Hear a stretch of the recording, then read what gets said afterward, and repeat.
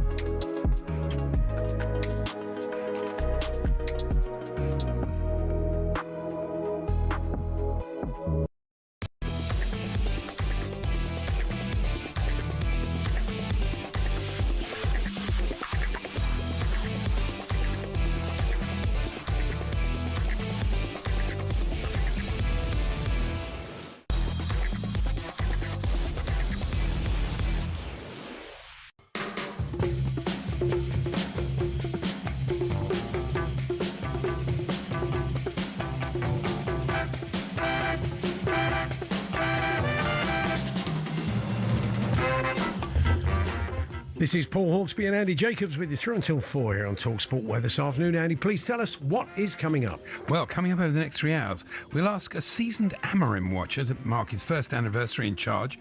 Our German football expert gives us his take on coach Julian Nagelsmann's comments on Liverpool's Florian Wirtz. And we'll salute the football battalions on Remembrance Day. We're also interested in why you never made it as a pro, and former England bowler Liam Plunkett joins us ahead of the Ashes. Getting close now. There's all this, plus a Fulham fan reacts to those Marco Silva rumours, and how a Cristiano-related Secret Santa sold for $91,000. Yeah, Oh, days. Quite the story, that is. Yeah, amazing. 7 minutes past 1. Good afternoon, everyone. Good afternoon, Andy. Good afternoon, Paul. And it being International Week, yes, I couldn't find any sport that I really wanted to watch. I don't understand the Grand Slam of darts. I can't work out the format at all. It's right. A bit odd format, but anyway. You know darts works though. You got the basics of that. You have to buy into the format to enjoy it. I did watch the last 20 of Cheltenham versus Notts County. Yeah, which not a bad game. Actually. Went against what we imagined yesterday. We went for the home win. Steve Cottrell's Cheltenham win, but well done to Notts County. 2-1 winners. Apparently they were much better in the second half, first half The second half was sort of all Cheltenham, really, but they just couldn't get the equaliser. I'm great that you're interested in lower league football. But it's funny because I was watching, one player particularly stood out. I thought, well, he looks good, doesn't he? Yeah. Blimey. Tyrese Hall, of course. Oh, yeah. He's on loan from Spurs. Yeah, that's right, yeah. It does, you can tell that pedigree, it does stand Yeah. out. But it was, look, good game, good endeavour. Paul Durkin's son was the fourth official, for those that remember old Rex. I'd let you know. I love all this. Well, You've done a deep dive into it, haven't you? Well, that and Mastermind, Clive yesterday was this is a classic Clive Mastermind where he doesn't need to explain what the subject is. Okay. So the subject was the castles of South Wales. I mean, I contend that's self-evident, isn't it? Clive said, the history and features of the many castles and fortified manor houses of South Wales. Yes, that's exactly the same thing. So I looked it up. No, not Castle Plumbing and Heating, proudly serving the South Wales area, including Newport, Caerphilly, Pontypool and Neath. Funny you should say that. The Caerphilly MP's coming in later on to chat about his new He book. probably knows Castle Plumbing. He probably does. He may have used them. They may have left their rods there by accident. We'll never know. And there's been we hear a lot about dynamic pricing these days. I know what you're going to say. I was going to bring out myself. Are you talking about the opera? Yeah, I was talking about Wagner's Ring. If you pardon the expression. Yes. Siegfried tickets are going for 415 quid. Yeah, and we think football's expensive. No, I've started a new campaign for opera fans. 20 is plenty. I wouldn't give you £4.15 to go and see that. Why do people bother? Why not? 415 quid. That's a lot of money. You're not going to go on your own. Is this an attack on opera per se, or just on the price of this particular opera? And basically, two of you, it's 830 quid. That's Yeah, quite a lot for good an at evening maths. out, isn't it? Yeah. Thanks very much. That's just the way you did that. Top of your head. Fantastic. I did like this little piece on Dua Lipa. Do they still have them outside going, buy and sell, buy any spares, buy or sell any spares? Tickets. Who wants tickets? Tickets. Who wants tickets? Do you think they do that outside Half and half scarf. the Royal Ballet? If you want to go and see Wagner and Puccini. it's the third instalment. It's 400. You don't even get all the instalments. You don't get the full ring. You only get a third of the ring. It's a lot of money. It is a lot of money. It's all right for David Mellor. He probably gets a free ticket. Yeah, I imagine he does. Yeah, know. I see. This is the third production of Siegfried. That he'd be doing like that, like he used to do 606, whatever that is. Anyway, the Star had a little report on Dua Lipa. She was at the Boca game, Boca River in Derby on Sunday, and she got presented with a Boca shirt by club legend one Roman Riquelme, and it said, after hitting the local derby, Dua wowed the crowd with a cover of Tu Misterioso Alguien in Spanish. That is in Spanish. What are you talking about? It's brilliant, isn't What it? does that mean in English, Andy? Do you want to translate? Your mysterious someone or something like that? Your mysterious someone. Or a mysterious someone. That's probably not right. All the old hits. Something or someone, I don't know. That's probably someone else will Yeah. tell you the right answer to that question. News emerges that when Jared Bowen comes home after a game, he likes nothing more than a bubble bath. You think you would have had enough of bubbles by then, wouldn't you? I'm forever bathing in bubbles. Yeah. That's The ridiculous. missus, Danny, has said when he's come home after a bad game, I like to run him a bath, which is most weeks, really, isn't it? Apart from the last 2 weeks, Also- he's had a bath. Doesn't he have a bath or a shower at the ground? He doesn't come home in his kit like a Sunday morning footballer. We had a kid at school like that, was very reluctant. I don't know what everybody had sort of body issues. Not overly. But, I mean, sometimes we'd be absolutely caked in and mud. he wouldn't shower, yeah. And he'd say, "Oh no, I'm going to get one when I get home." That's and he a could, shame, isn't it? as you could see, as he put his trousers on, the wet mud would go through his school uniform kicks. But yeah, I mean, he prefers the beauty brand Neon in his bubble bath. So I doubt very Is that much. where FIFA are based in Switzerland? I think it is. But yeah, so he probably like a prune by the time the wheel comes on, isn't he? He's had 2 baths. Jared 2 baths, as he's known. Now, he is a professional footballer. Well, he is. It's a good But spot. you might have been. And this is No, I wouldn't have. That was terrible. No, me neither. Oh, yeah. I was segueing into this bit, which Yeah. is fellas have blamed parents and teachers for dashing their dreams of becoming a pro footballer. Some 30% of men reckon they could have made it with the right support. I know David Baddiel used to say to me, I could have been a professional. Yeah. When we played with him, we thought, Well, brilliant, David, but not brilliant really. footballer. Not really. Not really. No. So basically, How close did you When we played that game, we played a game once against the studio where we were making fantasy football. Capital Studio. And was it Andy Impey? Or was it, I can't remember, I think it was. He sort of sat there laughing at us. Yeah. He happened to be over there at the time. It was QPR's training ground. Yeah, that's right. And he just sort of sat on this bench, kind of giggling away at our ineptitude, which was great for morale, I must say. Somehow we still won. So, how close did you become?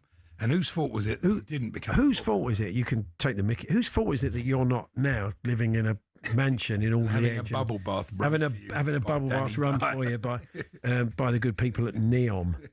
So let us know. Yeah, that's right. I mean, deluded is the word that immediately springs to mind. Yeah, a third of British men believe they could have been a professional football player with the right support, the right skills, the right ability, the right dedication, and the right athleticism. It's a bit like the blood donor Tony Hancock, isn't it? Where Hugh Lloyd says, "Are you a doctor then?" He said, "Oh no, not me. No, I never really bothered." It's just what it feels like, doesn't it? Really. Anyway, let us know who let you down. Who stopped you being what stopped you being a professional footballer? Talksport.com, text 1889, tweet TSH and J 03717223344. That was a sensational chat with Nigel Benn. It was a very good one with Chris Eubank Senior as well. We'll play a little bit of that back when we chat to former boxer, one of our top team on boxing here at Talksport, Paul Smith, will be joining us. We're going to call for maybe the walk-on to be turned down from 11 in the world of boxing. They're having the same problem in darts. That's right. We'll get Paul's thought. Maybe, I mean, it is all part of the razzmatazz, but, sometimes some people 20 minutes getting to the ring is pushing it a bit, isn't it? I think they've gone cold by the time they get in. It's a bit odd, but there you go. We're going to kick off talking about Ruben Amorim. It is a year to the day since he started the job at Old Trafford. Jamie Jackson has probably been at every press conference he's conducted, every post-match, post-mortem of a dismal defeat or a fine win. So he's pretty well placed to tell us how the year has treated him and whether there are the green shoots. Oh, well, definitely. You can definitely see that team is only a couple of really top-class midfield. I mean, that's a lot of money. Yeah. That's what it needs. And with that, it does. Yeah, I mean, we weren't great. They weren't great either at the moment. They are still very much a work in progress, as are Tottenham. Kevin Hatchard joins us. Julian Nagelsmann, the German national coach, had some interesting stuff to say about Florian Wirtz. If you haven't heard that, we'll bring it to you and get the thoughts of Kevin. Touch on one or two of the other players that have come from the Bundesliga and are maybe finding it tough to adapt. And Liam Plunkett's going to join us for a chat as well. He's the ambassador of a new kids cricket magazine called How's That? And we'll be chatting to Liam and the creator of the magazine, Steve Layton, and looking ahead to the Ashes. Later on, as we said, we're talking boxing. We'll find out more about the Secret Santa that went for $91,000.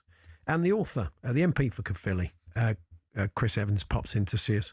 And we'll be chatting about his new book, The Football Battalions, on, of course, Remembrance Day. It's Paul Hawksbee and Andy Jacobs here on TalkSport. We're here with our very good friends at Toolstation. Check out Toolstation's unmissable deals, great offers on hundreds of trade brands. Next stop, Toolstation.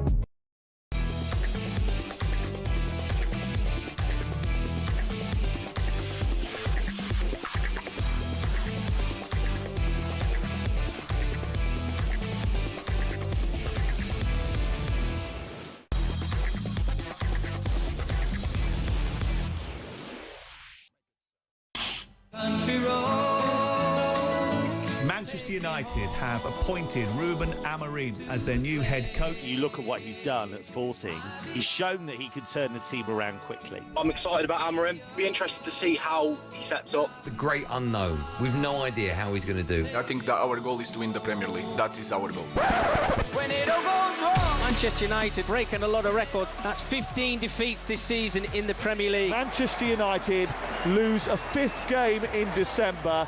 It feels hopeless. 7 Premier League games without a win for the first time since 1992. We are being the worst team, maybe, in history of Manchester United. And I know that you want headlines, so here you go, your headline. Grimsby Town have knocked Manchester United out of the League Cup. The system doesn't work. Until he changes that system, we ain't going to get any better. When it all goes wrong. Most of that was wrong.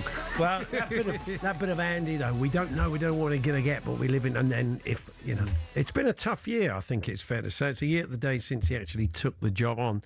And there with him through thick and thin, every press conference, through the highs and lows, mainly lows. Let's be honest. Although things are picking up. Jamie Jackson, the Guardian's man in Manchester. Hi, Jamie. Good afternoon, gentlemen. Good afternoon. There probably were times, Jamie, when you felt that he wouldn't make this first anniversary. Yeah, I mean, I think he's admitted himself that he wasn't too sure, particularly after the defeat to Spurs in the Europa League final. And yeah, I mean, you know, you two gentlemen have kindly had me on over the years through all the post-Ferguson managers, and it felt like a similar story. I'm still not completely sure he's cracked it, but, you know, they're 2 points off 4th, I think it is, or maybe even 3rd, a point behind 4th. They played Arsenal, Chelsea, City and Liverpool. They've beaten Chelsea and Liverpool. You know, maybe we're unlucky not to get a point at least against Arsenal. Soundly beaten by Manchester City. A bit lucky against Chelsea, to be honest. I knew that was coming. He got sent off in 4 minutes and completely. Let's not go down that route. We're not talking about Chelsea. Sorry, especially with this delay. Sorry, carry on, Jamie. Yeah, so I was just laying out the fixtures they've got until the next sort of, say, you know, top 4, top 6 contender, which is City again, January the 17th. So they've got a good run of fixtures now. It's interesting, Andy Goldstein's comment there in the clip, sort of saying until the system changes, we, obviously because he's a United fan, aren't going to get anywhere. I mean, I kind of know what he means, and I'm still not saying this system is amazing, but maybe this is what, you know, Amorim's been talking about. He needed time, faith, the right players. But I just look at that midfield, for example, yes, it's creaky. Casemiro's played really well, don't get me wrong, but he tends to take him off 60 or 70 minutes into a match. And then it's like Ugarte, who doesn't really trust, and Mainu can't get anywhere near it. But maybe what we will see is an evolution of what I'm discussing. Maybe Mainu will start to get a game more. He'll start to sort of, you know, get hold of Amorim's ideas. Amorim will start to fancy him, you know, former England midfielder. And, you know, things like this may grow and develop. So, yeah, he's definitely, you know, 5 matches unbeaten in the Premier League now is obviously his best run. And, yeah, listen, it's the sort of run Manchester United, if they're anywhere near what they should be, pretend to want to be, sort of pretensions of being again, sorry. You know, this is what you need to be, you know, tough to beat, basically. But I still feel the midfield... Yeah, you know, they can't control games, as in, you know, the sort of game at Spurs. So it's still a work in progress. But yeah, he's got to a year, and I would now say he's probably safe until after Christmas at least, even if they sort of lose the next 3, because he has had this run. No, I think he'd be all right. And it's the process. They need to support him. You know, they need to buy what he needs. And you could see with Jason Wilcox, I think he's a good operator. And I think they realise what they need. And it's going to take time. It was never going to be an overnight fix. Yeah, 100%. And it's interesting because, you know what it's like in football. He came in, he said he needed time, or it was accepted he needed time. But as soon as you get 2 or 3 bad results, I think Sam Matterface, another on your clips there, said, 5 defeats in December, obviously last December, it feels hopeless. And that kind of, you know, nothing against Sam, he's kind of right in a way, because, you know, you have 5 defeats in December, it does feel hopeless, even though the guy had only been in about a month and a half by then. You know, there's time, and then there's time in football, isn't there, if you understand what I mean? And you have to sort of earn the time, and I think he has earned the time now. Yeah, I mean, just 'cause I've been round this sort of block so many times with post-Ferguson managers, I'm still waiting to see if they do support him, as you sort of say there in January, maybe with a cute loan deal for, I don't know, maybe Conor Gallagher, for example, at central midfield, just to add those legs I was talking about. Because I don't think they've got money for a permanent buy, but they have got money to sort of pay for a loan, the wages, whatever it be, the sort of small fee maybe. And then let's see. I mean, it is help. I think. He said that actually maybe it'd be a good thing them not being in Europe this season after losing the Europa League final. And, he had to then sort of back that up with a few decent results and a pattern of play. And, yeah, maybe we are seeing that. But I still look at them and think, and, he accepts this. They are miles off, say, Arsenal or Manchester City. Yeah. But you look at the sort of, the teams below, I think they've got a fighting chance of top four. Mm-hmm. What has he learnt personally, you think? He's been very upfront, probably too emotional at times. And then we had that thing where he said, sometimes I hate my players, sometimes I don't want to be here. Do you think he's getting a bit more guarded in what he says? Have you seen a development in him personally? It's a really good question. I'm not too sure I've seen a development, but maybe the test will come when, he's under pressure again and they have like a stinker of a defeat, like say at Grimsby, for example, which I think is it was the Friday after that game. So that'll be the test of whether he's become a little bit cuter. But actually, one thing I was going to say, a year in, the thing that's impressed me the most, right, is no matter how dark it has been, and sort of, pessimistic, really bad defeats, humiliating defeats, all the rest of it, he still hasn't changed in the way he is. He's a very sort of bubbly gentleman. Obviously he gets down when they lose, of course he should, but it's not like he becomes bitter or a bit sort of antagonistic. That's just not his style, and I think that's pretty impressive. And the reason why I mention it as well is I think if you're a top player and you've got this guy who's, of course he doesn't like to lose, don't get me wrong, but he's basically the same sort of man coming back at you, level sort of personality. Even though he's emotional, what I'm saying is consistent the way he is. I think that's a boon for him in terms of man management. So I'd say that's a feather in his cap because people like me are all too quick to ask sort of like difficult questions when it gets awkward. And so far he's fielded them with a lot of grace and sort of charm. So Jim Ratcliffe has said that he'll be there in 2 years' time. So we'll see. Yeah. Look, the thing is, what would be the point of getting rid of him? Who else could come in with that squad and the way it is now and do any better? I'm not sure anybody could really. Yeah, I mean, just one thing to say about that is that comment of Ratcliffe's is the Glazers still do have a big say in who the sort of head coach is. But you are right, you're completely right. And actually, if you look back at all the post-Ferguson managers, maybe it's not been enough time, but I think they've had at least 2 years. I think Van Gaal got 2 years, maybe Mourinho 2.5, Solskjaer probably the longest, Ten Hag just over 2. So they do tend to get at least 2 full seasons. But yeah, I mean, maybe Ratcliffe, when it comes to a crisis point, we'll back that up because, someone has to crack it at United. They have the resources. They spent all that money in the summer, as they did with Ten Hag last summer. Then they sort of offed him when they probably should have done around about the FA Cup final that he ended up winning. So, they do spend money. So someone has to get it right. And maybe this combination of sort of Berard as the chief executive, Wilcox, director of football, and Amorim as the head coach, the sort of like trio that will crack it. Someone has to, and I do give Amorim a chance. Sorry. The reason why I'm a little bit circumspect is because of what I keep on saying. I have seen this a lot of times there, and it's come back to kick me in the teeth. So really thinking that a guy's going to, I thought Solskjaer was the answer, and it didn't work. So, but I think the fact that he's back this free at the back, however you want to describe it, and he's done it in a sort of way which has been charming, but I'm going to do this is my way. I think that's probably helping him now because the players say, okay, this guy, he has faith in his system. We should do it and sort of try and sort of support it as much as possible. So, I mean, I'm saying all this, they might lose 5-0 to Everton. This keeper's an upgrade as well. Yeah, definitely. Jamie, always a pleasure. And here's to another year with Ruben Amorim, and we'll catch up with you soon. Thanks very much. Thank you. Jamie Jackson there, the Manchester correspondent at The Guardian. One of the listeners makes the point. We were talking about the tickets for Siegfried, the Wagner opera, being 450 quid. Jason from Huddersfield.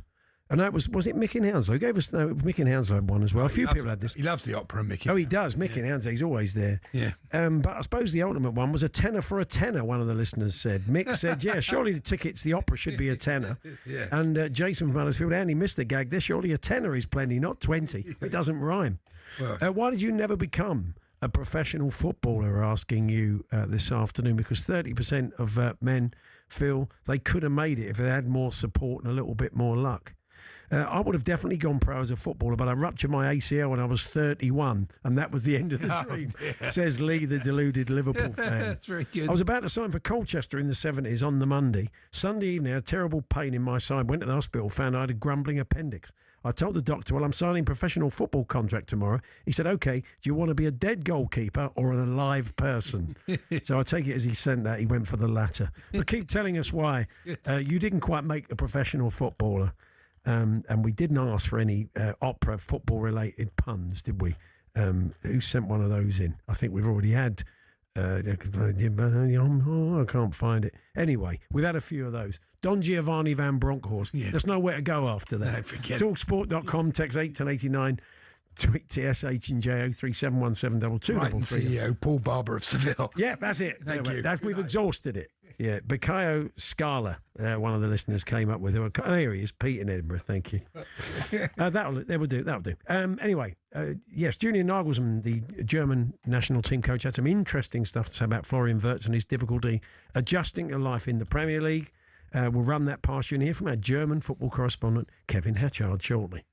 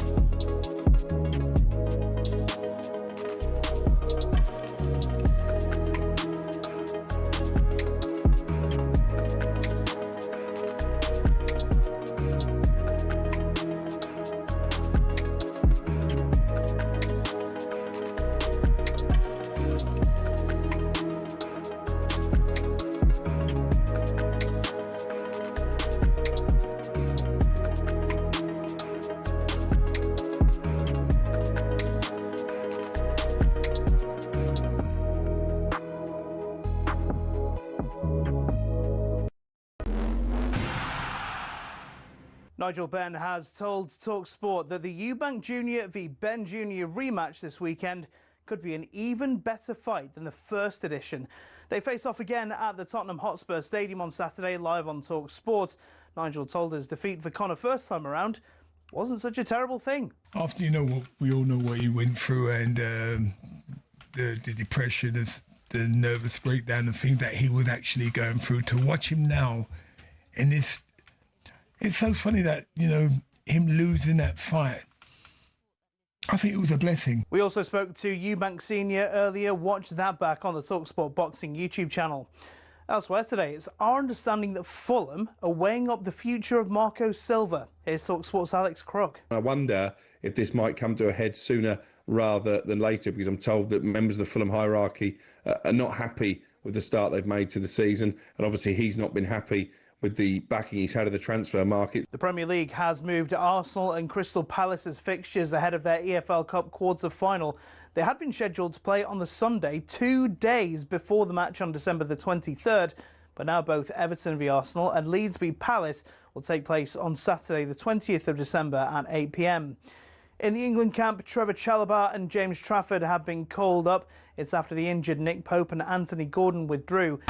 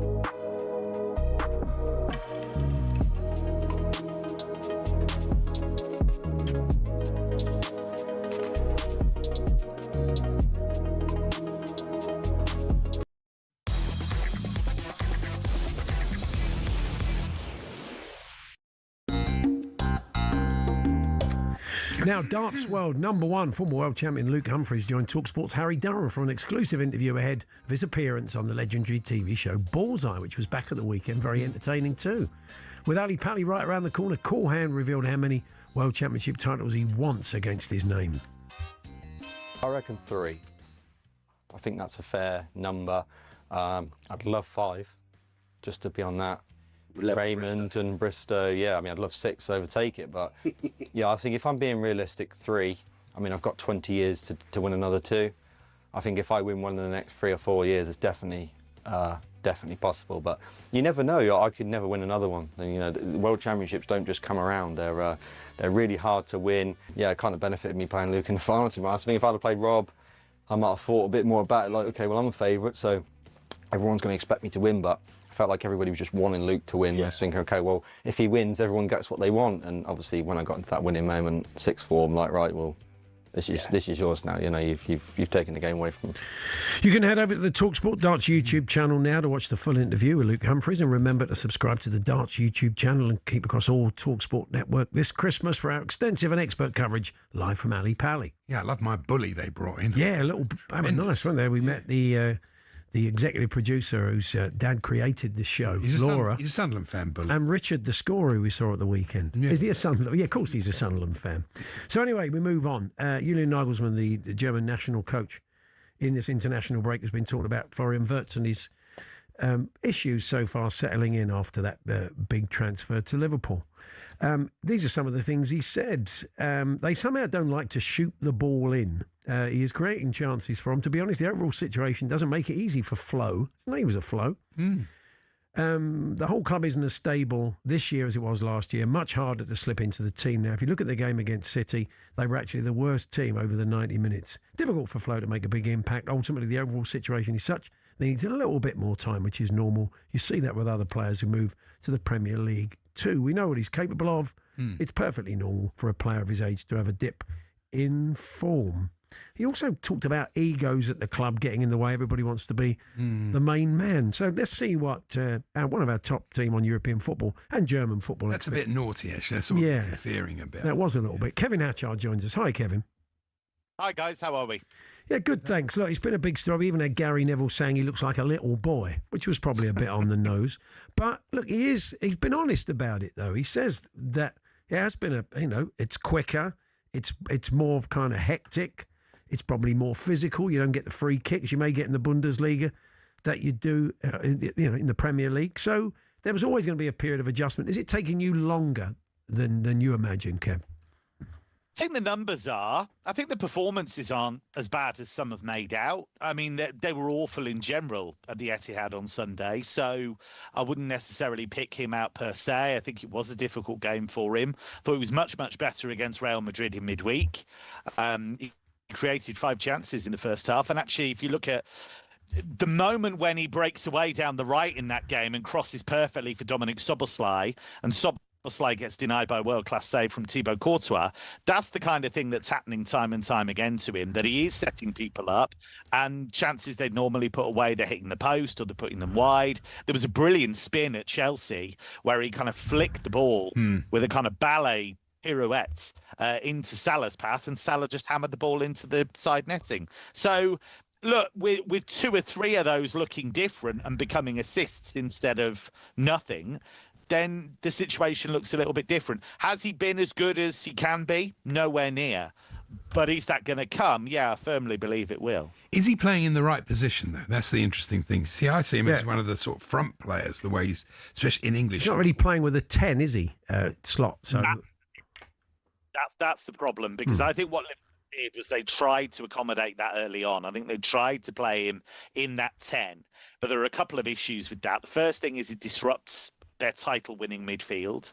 And the other thing it does is that it does weaken them a bit without the ball in terms of the pressing. Now, he will do the pressing game. If you look at his numbers at Bayer Leverkusen under Xabi Alonso, they were very, very good in terms of pressing, in terms of winning tackles, that kind of thing.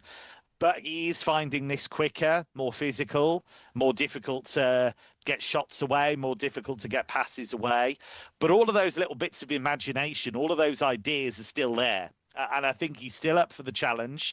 He does look like a guy that isn't necessarily snarling and biting and fighting and all of this business, but he's a competitor. He's tough. He's quite happy to have a moan at refs. He's quite happy to, give a bit of back chat to players who are bigger than him. So I think that spirit is still there. And you're talking about a guy still in his early 20s and who's packed in an enormous amount into his career. It'd be crazy to give up on him at this stage. I suppose it's the contrast as well with Ekitike, who's come from the Bundesliga and has kind of slotted in very well. But then you look at Xavi Simons, who's in the same sort of position as Wirtz, and he's struggling to adapt. Maybe it's the role and the position and just, Premier League midfield. Yeah, I think that's Xavi is in a similar category in the sense that they are guys that are used to having a lot of their teams play through them, and they're used to having a bit more space, to be honest. I mean, Xavi is an interesting one because you have seen time and time again him get kicked out of the game. Like, if you could disrupt his rhythm and if you could be physical with him, he doesn't like it. A lot of players don't like it. He's not unique to that. But I still think with him, there are moments where you see the Xavi that and where you see that he has got that creativity. But I think his battle is always to stay in the game, because sometimes the body language can be a little bit, he looks as though he can be kind of kicked out of his rhythm. But I still think in terms of the pure talent level of both players, in terms of Wirtz and Xavi, there's a lot still to give. Ollie Holt's written a piece this morning and he reminds us that, he's not the first to struggle. He mentions Pires, Bergkamp and David Silva, and I expect there are loads of others too. Yeah. And they turned out... Well, Modric. Modric is another example of someone who didn't hit the ground running. Enzo Fernandez, he just won the World Cup, but it's taken him quite a long time. Yeah. I mean, I think, unless you're completely nuts, there's no way you can look at Wirtz and how good he is as a player and not feel that it will come right in the end. It will take a while, but, but you don't get a lot of time, do you, in the Premier League? No, and I think he's aware of that. I think he knows it himself, but I think you're right. You cannot watch him for 90 minutes and not see something in there that makes you think, wow, okay, there's a real talent there.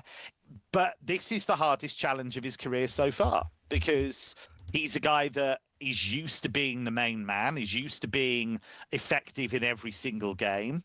And that's not happening for him at the moment. So he's got to find a way of making that happen. Whether there are physical things Liverpool can do with him to make him a bit more robust, I guess we'll see. But I think the actual key to it is a little bit of chemistry with his teammates, but also him just adjusting to not having that time that he would have in the Bundesliga. I think once he does that, and that is a process that takes a lot of time, but once that happens, I think you're looking at stellar football. Just a quick one on Mike Maignan, the Milan and France goalkeeper. He was linked to Chelsea in the summer and it didn't happen. He's been linked to Birmingham at the moment, potentially. I mean, do you think there's a pretty good chance he could end up in the Premier League in January? I don't think in January. I think whatever happens with him will happen at the end of the season. But Milan are desperate to get him to sign a new deal, and it's not happening at the moment. And the latest report suggested that Chelsea is still a move he's very, very keen on. I actually thought Chelsea missed a trick by not signing him in the summer, because I think that would have been... I know Sanchez has been better this season, but I still think Maignan's an upgrade on him. And I think that would have been a significant move for them if they'd been prepared to make that move happen in the summer. But you're still talking about somebody who's a regular for France, a real leader, massive experience, had a bit of a dip last season in form, but I feel like he's back to where he should be. And yeah, I would not be surprised to see Chelsea pick him up. Just one thing very quickly on Chelsea's goalkeeping situation, by the way. Chelsea fans should keep an eye on Mike Penders. He's making some phenomenal saves at Strasbourg. Big, tall guy, imposing. I think there's a real star there for the future. And I think what's important for Chelsea is that, yeah, you could bring Maignan in. That's great. But I do think long-term, Penders is the one they should be really hanging their hat on. You've said that to me before. You've heard good things. Yeah. Oh, do stop it, Penders. Fantastic. Cheers, Kev. Thanks very much. Cheers, guys. Kevin Hatchard, a European football expert there on Florian Wirtz. Yeah, I don't doubt for 1 minute he's going to be a huge player, but it's just taking him a little bit of time. La Boen says Pat in Stockport. That's very clever. Good. This is because it's 400 Barney Spears. It's good. 415 quid to go and see Wagner's Ring. Oh, I know. Siegfried, part 3 of the Ring cycle.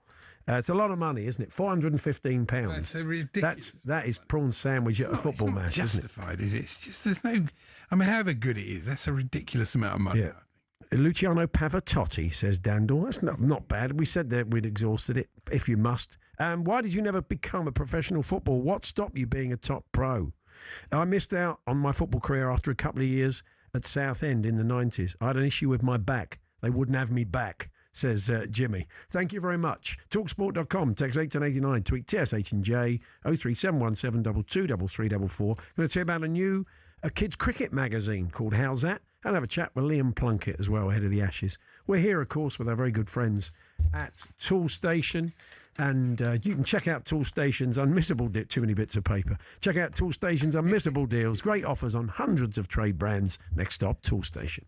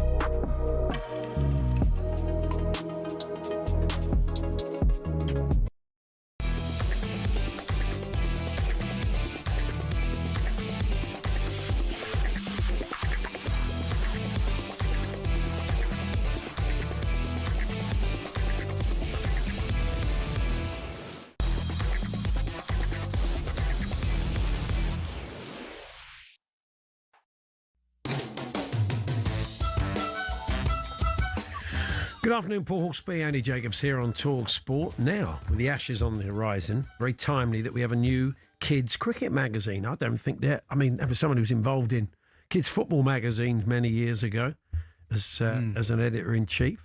How's that? The cricket magazine for kids.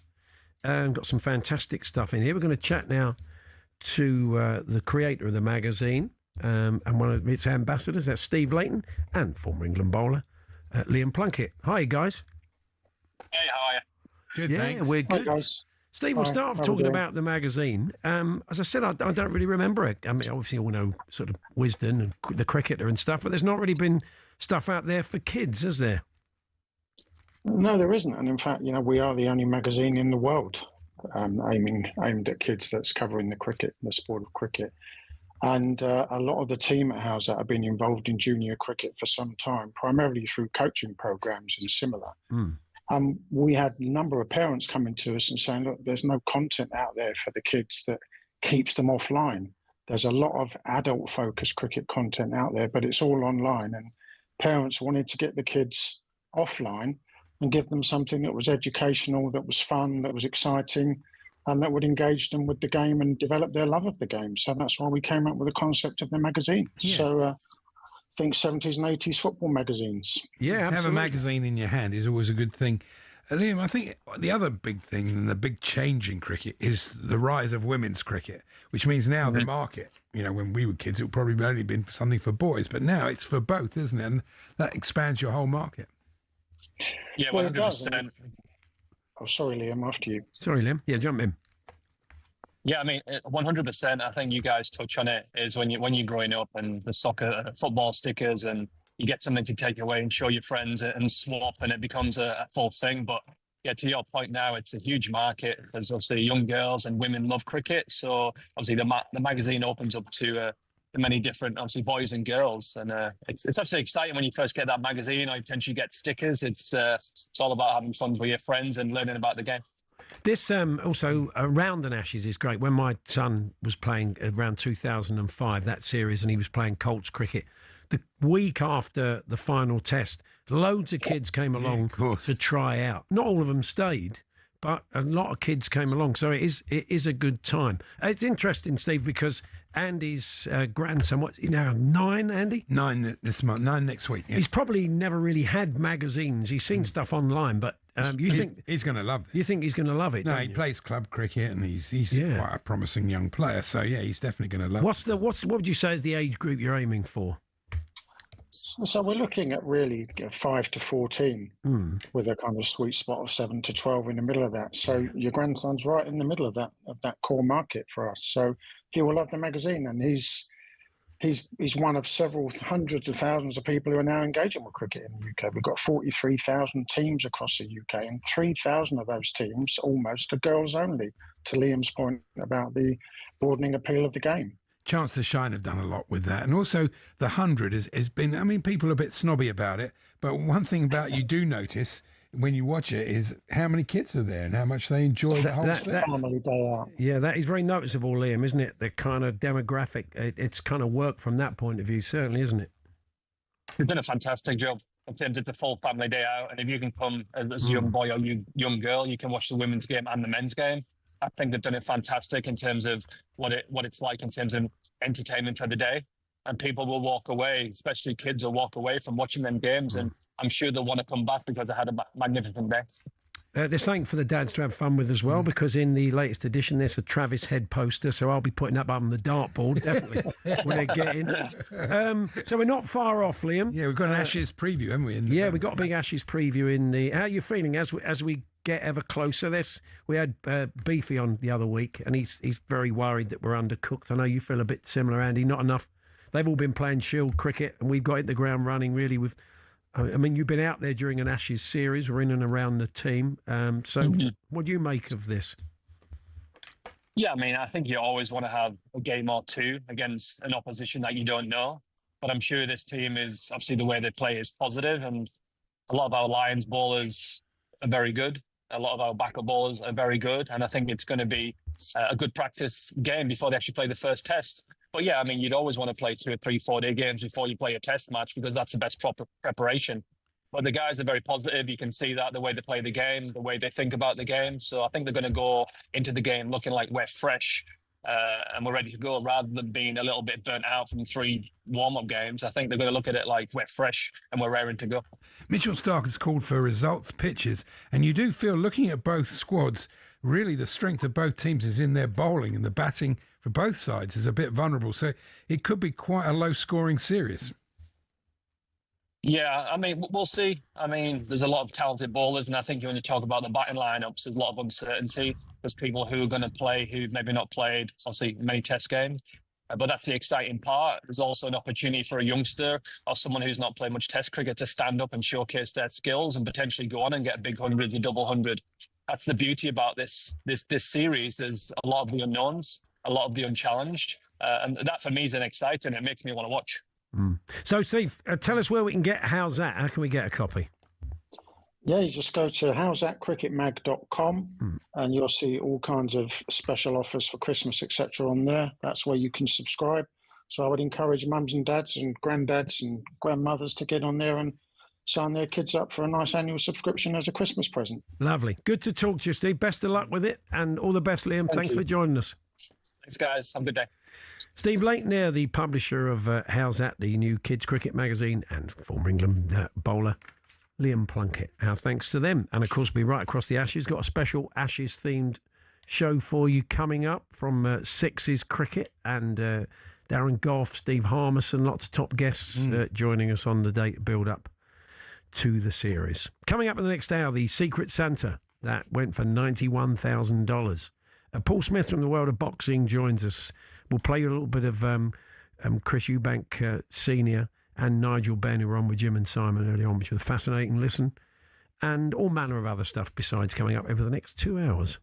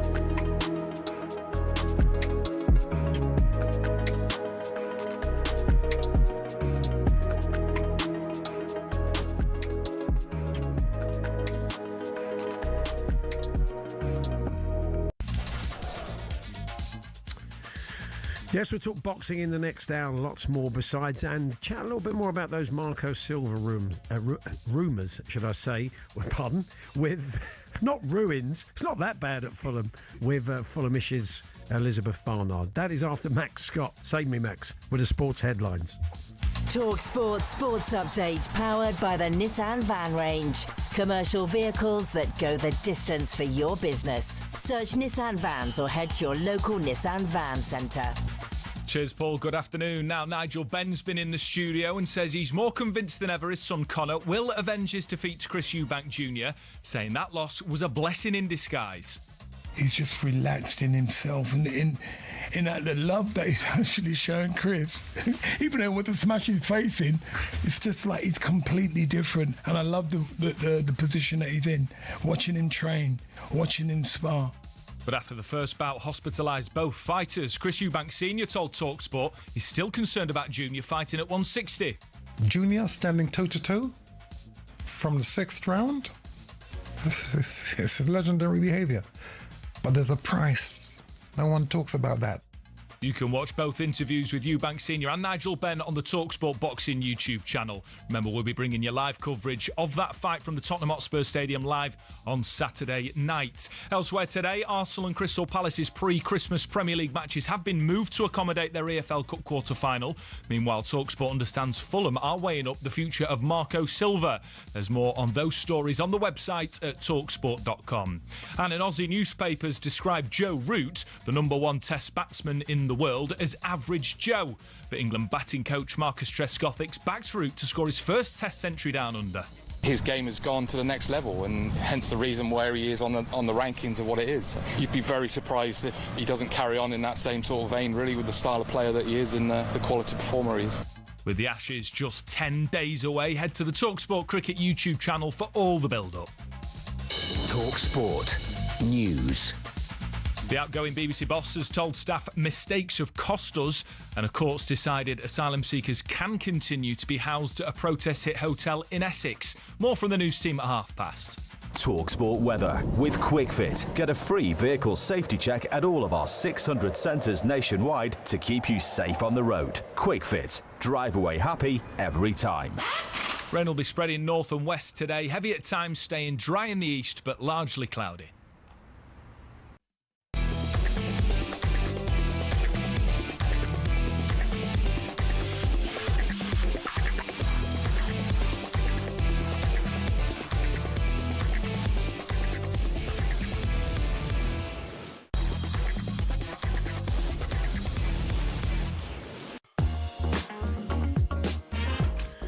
Hawksbee and Andy Jacobs here on talkSPORT. You're telling us today why you didn't quite make it as a pro. 30% of men, apparently, when surveyed, felt they could have been a professional footballer if they had a little bit more luck and a bit more help, maybe from parents or coaches.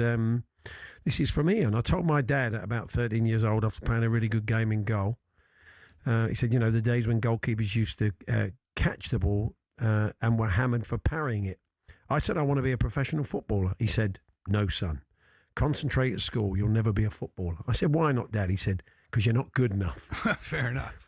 Thanks, Dad. 40 years later, I'm still gutted. Sometimes a bit of tough love, though, Ian. Doesn't go amiss. Depends, Does it really? Depends whether he was good enough or not. But if more parents said that, there'd be no such thing as the X Factor, would there? Let's be honest, or Britain's Got Talent. I would have made it as a professional footballer if it wasn't for all the people who became or were professional footballers at the time being better than me. Says Martin, who became a philosopher. I get Martin in Newmarket. Thank you very much for that. Talksport.com, text 81089, tweet TSH and J. Colin says, I would have been sitting on a beach right now if it wasn't for my son who turned down an offer from Millwall after I'd driven him up and down the motorway from the age of 6 to 14. Well, I hope he's not listening. And I don't know how much you think Millwall pay, Colin, but maybe he would have, I don't know. I bet they're, Yeah, I mean, good money. Yeah, enough to get the old man on a beach somewhere and leave him there by the sound of it. Anyway, thank you, guys. Keep them coming. Talksport.com, text 81089, tweet TSH and J. Now, the jump season is back on Racing TV. You can enjoy a free month right now. Watch live racing from Cheltenham, Aintree, Punchestown, and so much more. You can head to racingtv.com/free trial now to get your free month. The jumps look better on Racing TV. And to celebrate, Racing TV is giving away a pair of tickets to the New Year's Day racing at Cheltenham, 50-inch TV, and a 1-year subscription to the channel. So go to talksport.com/win to enter. That's talksport.com/win. Now, Chief Football Correspondent Alex Crook alerted us to some news earlier on today that after a bad trot of results, Fulham are weighing up the future of Marco Silva. I wonder if that's just putting 2 and 2 together by somebody, Well, yeah. I mean, Cookie's well connected in those areas, and a little bit of tension. I mean, there's something about Silva's body language when he's not happy with what's going on, and he's been a fairly vocal in the past about maybe feeling like he needs a little bit more quality and a bit more depth in the squad. So let's take the pulse of the Fulham fans, shall we? Elizabeth Barnard is from the excellent Fulhamish podcast, and she joins us now. Hi, Elizabeth. Hiya, how are you? Yeah, good. I mean, how do you feel? How do you feel about this news? Did your heart skip a beat? You think, well, we could have a new manager in, we could push on, or do you want to see Marco Silva stay? I find the news very deflating. It was the opposite of my heart skipping a beat and the excitement of a new manager. It was, really, really deflating, just because Marco Silva, what he's done for Fulham over the past 4 and a bit years has been unlike any other manager in the time that I've been following the club. And I think it would be incredibly risky to get rid of him at this point. I'm really, really hoping that he survives this and that the Khans don't pull the trigger and fire him.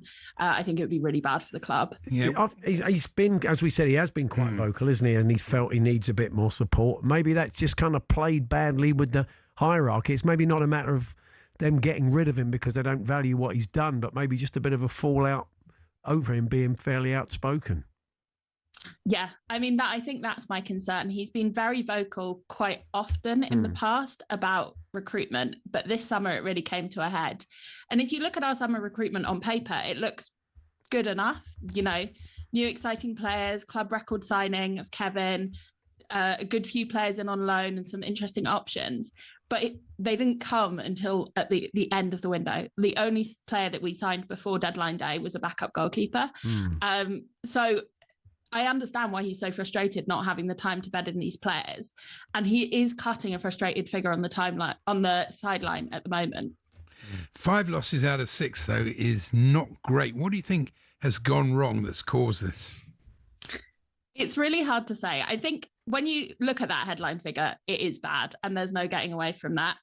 There were some very, very difficult games in there. Bournemouth and Villa away, where Fulham just never get anything. Arsenal at home and Newcastle away as well were 4 of those losses. And they all came in a row, which definitely meant that feeling built up of frustration. But it's hardly surprising considering all those games are so difficult. And then at Everton at the weekend, we just looked utterly toothless. But it feels slightly like a decision is being made based off one game or something going on behind the scenes, because I don't really know how you get to this point after a difficult run of fixtures when we have picked up points generally in the games you'd expect this season, and we're through to the quarterfinals in the Cup. I saw them live against Chelsea and I thought they were worth a point that day. There was a controversial disallowed goal. It should never have been disallowed. Oh, yeah, we'll remember that one. So you can see there are signs there. The squad isn't, it's not that bad. And a bit of bad luck. I mean, there was a feeling that you needed a bit of quality in midfield in the summer, which didn't happen. And also, I mean, Muniz has got injured again, hasn't he? Came on and got injured again, which was a blow. Yeah, that was hugely disappointing. And between Raul Jimenez and Rodrigo Muniz, we've got a striker that scores a goal every 2 games, which is great for one player. But I think ideally you want one striker that scores a goal every 2 games, and then you want one striker who's able to offer something else. And it also means that we're so fragile when it comes to that position. If one of them is injured, the plan no longer works. We do have a third choice option, Jonah Kusisare, who is 18 on loan from Bayern Munich. Marco Silva just does not seem to trust him whatsoever. And it's kind of hard to get to the bottom of that and how much that's his fault, how much that's the owners, the Khans' fault for bringing him in, how much that's Silva's fault for digging in his heels too much. But yeah, when we have seen him on the pitch, he's looked really anonymous, but he's also not made the bench an awful lot and is definitely not someone that Marco Silva wants to be playing. West Ham and Forest are starting a rally. and you're only 1 point outside the bottom three. Are you at all worried about the threat of relegation? The $1 million question. Of course, I'm worried. I'm a Fulham fan. We may have short memories of football fans, but the memories are not that short. We spent most of our lives being worried about getting relegated from the Premier League in one way or another. I think we should have enough. That's why I'm so surprised by this news. I think we've got a sort of middle of the bottom half squad and team, and I think that Silva as a manager is good enough to elevate that. That's why this news is so concerning. I really do think we will pick up and be fine, and maybe those are famous last words if we stick with Silva. But if we get rid of him, I honestly don't know what could happen. Interesting. Thank you, Elizabeth. Appreciate it. Interesting. Thank you. Elizabeth Barnard there from the Fulhamish podcast on the news that there could be a bit of tension upstairs between Marco Silva and the board. I've always thought if a big job comes along, he'd go. Yeah, he's been linked with a lot of big jobs, hasn't he? I mean, maybe it's just a bit of, I don't know. I don't like the fact he's outspoken. Who knows? They should patch it up because, as Elizabeth said, that's what you said about Manchester United earlier on. Who's going to come in currently and do better with the players at their disposal? It would seem now they seem to be playing for the manager. We should thank Gary the Forest fan, or possibly AI, because I haven't quite got my head around this yet. He has sent in the world's first full opera football 11. Yeah, that's probably. It does feel... Okay, let's give you some of these. They've got a bit of an AI... Sorry, I'm sorry. Apologies, Gary, if this is all your own work. Tenoraldo strikes top bins only, celebrates with a 20-second sustained high C. That does feel a bit AI, doesn't it? Beyonce Hazard, not really opera. Well, not at all opera. Let's be honest. No. But sells tickets, lots of tickets. Opera Modric. It doesn't make any sense. I knew this would get you going. Rubbish. N'Golo Cantabile. That's not bad. Covers the... No, we won't go on for them all. There's about 12 of them. Got a bit of a whiff of AI. Not that there's anything wrong with that. But thank you, Gary, for giving us like 50. He's got a whole squad. I was on the books of Oxford United back in the 90s, part of their School of Excellence. But jacked it in when my parents got a new Skoda. Turning up to training with them was too embarrassing. So I would feign injury to avoid going to training. That's mad. And then got dropped, says James. The Skoda these days, reinvented for a new generation. You wouldn't be doing that now. You'd be taking your chamois with you and buffering up when you got in the car park. My brother was a decent keeper in his teens when playing for the county. He was approached by Brian Little, who was a scout for Villa at the time, says PB. He offered my brother a trial, but as he's a Blues fan, he declined, saying, well, actually, Birmingham have invited me down as well. They hadn't. Oh, dear. Well, I think so. 30% of men in a poll said they could have been professional footballers if had just a little bit more good fortune, maybe a little bit more parental or coaching support. Yeah, maybe. Deluded is what immediately comes to mind. 30%, it's crazy. So talksport.com, text 81089, tweet TSH and J, 03717223344 to get in touch this afternoon. Now, we've talked a lot about the world of trading cards. And this is, I don't know what you get at your Secret Santa, or whether anybody at your work put in a little kind of present for you to take out of the Santa sack. But the good people at Topps went above and beyond in the world of trading cards for one of their employees. And Jake Kirkham's going to pop in with Jordan Gorman and tell us a little bit more about it very shortly. We're here with our very good friends at Toolstation. You can check out Toolstation's unmissable deals, great offers on hundreds of trade brands. Next stop, Toolstation.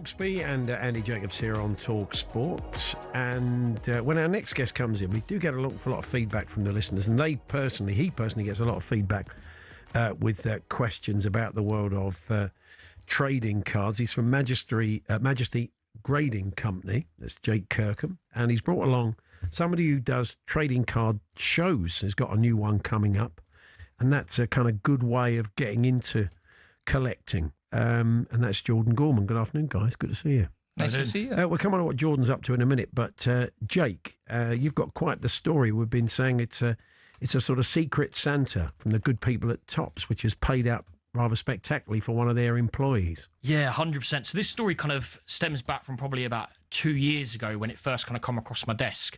But now it's just sold. And I'm kind of calling it the world's biggest kind of Christmas bonus as such. I think it's pretty unbelievable. But the story goes, essentially, Topps obviously manufacture cards. And every year, every kind of Christmas, they do a bit of a lucky dip, a bit of a Santa's sack, and kind of make it an exclusive employee's card. And this lucky employee this time round put his hand in and pulled out the one-of-one Cristiano Ronaldo card, which at the time I was thinking probably around about £4,000 to £5,000. And the card market, as you guys know, and as we've been kind of speaking about the last kind of few weeks, has just gone astronomical. And that card has now just sold at auction for £92,000. Wow. Do we know the person who bought it? Or I don't know the person who's bought it. I do know the gentleman who obviously worked for Topps that managed to get it. But the beauty of it, which I think is really exciting, is you'd always go, oh, it's probably just the big CEO got hold of it or something on the lines of that. Yeah. But yeah, it was just a normal guy that works in the office. They let everyone have a go at it. You know, so I suppose the receptionist, the cleaner, the head of kind of X, Y, and Z department can just pick out this card and hopefully get a big one. But at the same time, they could just get a pound card as well, which obviously isn't the best. Nature of the luck. It's not bad, though, is it? Yeah. Have we said it's Cristiano Ronaldo? Oh, yes, we did. I think we did say it was a Cristiano Ronaldo card. That's what made it so special. Well, I think so. They did a Haaland version that I haven't seen any sales for. They've done a Lamine Yamal one, which is currently on the market for £18,000, which is pretty cool.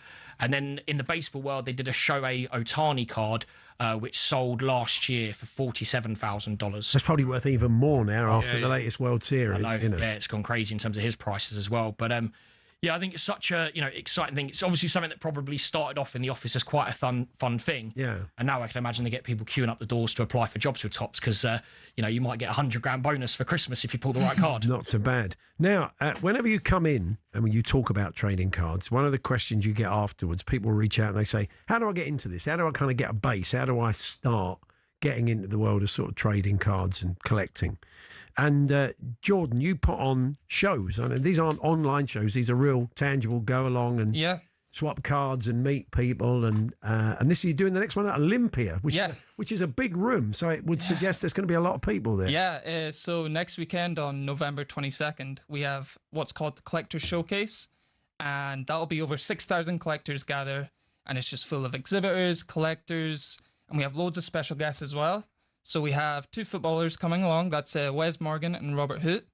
And they're going to be coming doing a signing session, Q&A on stage, and you get a chance to basically go grab a card you like. You can get it signed by the player, and then you can even go get it authenticated and graded from somebody like MGC who's going to be there. So, how did you get into it? How did you get into the world of collecting? What was your route in? It was actually growing up like everyone else was just getting the sticker books, and I always got my older brother to put the stickers in the books because he has a more accurate way of keeping it in the square. So but we used to play Pokemon and Yu-Gi-Oh has always been huge, but I'm from Scotland, so Topps do like Scottish sets and stuff, so I collect all those teams. Wow. And it's become like a big deal to you now. Yeah it's I'm lucky enough, like Jake, it's my full-time career now putting on these events, so but it just keeps growing.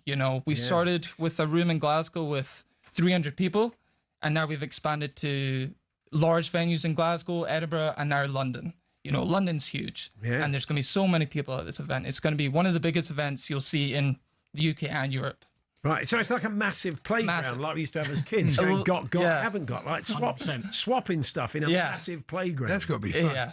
You mentioned Wes Morgan and Robert Huth there. Is there a market for old cards like a Leicester 2015 Championship? A Jamie Vardy. Oh, that sort of idea. Yeah, absolutely. Yeah, 100%. I mean, if you were a Leicester collector as such, and you could have a bit of his shirt that he won the Premier League in, in a card. I mean, that to me would be huge. Yeah, that's the other thing we should tell, because it's not like a Panini sticker. You can have a bit of someone's shirt.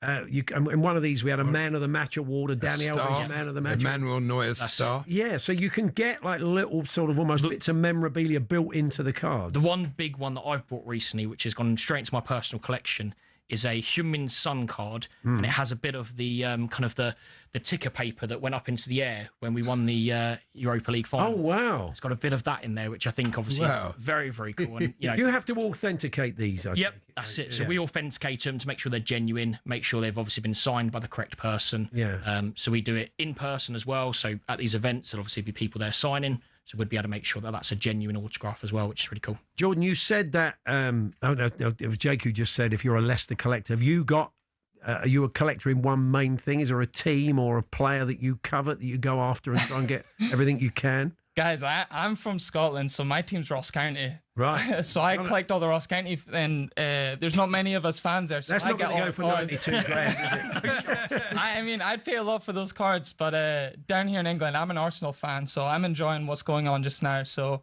but the better they do, the more expensive these cards can get. So it does. What levels do these cards go to? I mean, National League players, League One players. I mean, They're bringing out a set at the moment, which is going to be the EFL set. Right. Which is not announced yet. The reason being, there's always battles between licenses. So what manufacturer gets the licenses? So Topps have just won the Premier League license, which is really big for them. And then Panini have gone, well, we need something now. We need to fight back. So they're going down the EFL kind of thing. So we're going to see championship teams. We're going to see getting cards as well, which I think is going to be quite exciting. So people could come along, they could buy some packs, they could literally start being collectors and then get into it from there and learn more about. And there'll be people there that can kind of sort of teach them the way. Yeah, just about to say, like, when you come to these events, talk to the exhibitors, talk to people like MGC, because they'll educate you. They'll really help you get started. And it's definitely important to like go in with a certain team or a player, because you can be overwhelmed at these events when there's everything on offer. Yeah. So I think just take your time, enjoy the whole day, and just come with a wee plan of what you want to collect. So give us the when is it? November 22nd. So next Saturday. At Olympia. At Olympia, 10:30 till 4:30. Is there a sort of admission fee or anything? Yeah, tickets are still on sale. Yeah. It goes from £10. Kids are about £6. Okay. And you can go check us out on socials, Collectors Showcase, and all the details will be there for like sign-in sessions, what times they go on stage and such. So fantastic. Brilliant. Yeah. Well, good to see you. Nice to meet you, Jordan. Awesome. Good to see you again, Jake. Thanks very much. We keep the stories coming. We love the quirky Sounds stories. good. I've got some packs here as well, so we can open them off stream if you want to give them. Okay, go on. Let's quickly open some. Quickly open some. Why not? There we go. Last time we hit a 1 of 1 card, didn't we? See if we can find something nice for you. What we got here? I love you get your teeth in them as well. That's guys. it. I'm looking for anybody here who looks like a tall. We need shiny in these. We need like. No, these are all looking quite basic. Bog standard. Marlon, Reinders. Well, everyone. I've got a Harry Kane. We'll take a Harry Kane. That's a Harry Kane. Trent in a Liverpool shirt.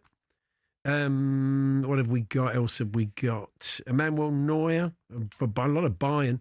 We've got a bit of Kevin.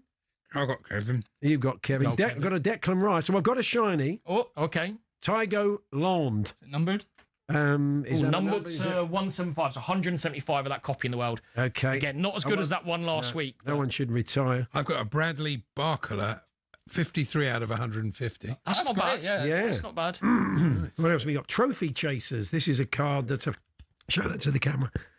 Excuse me. Stop. I'm quite emotional. I think Chelsea won that.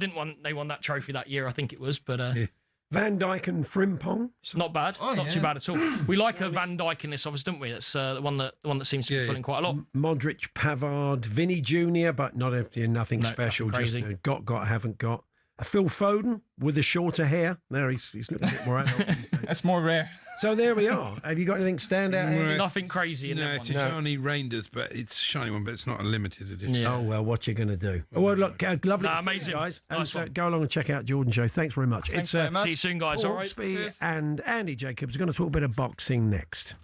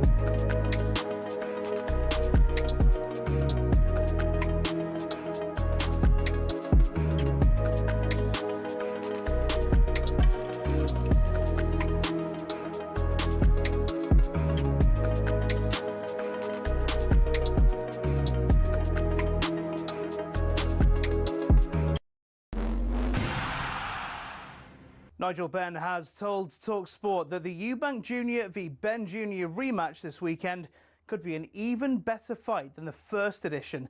They face off again at the Tottenham Hotspur Stadium on Saturday, live on talkSPORT.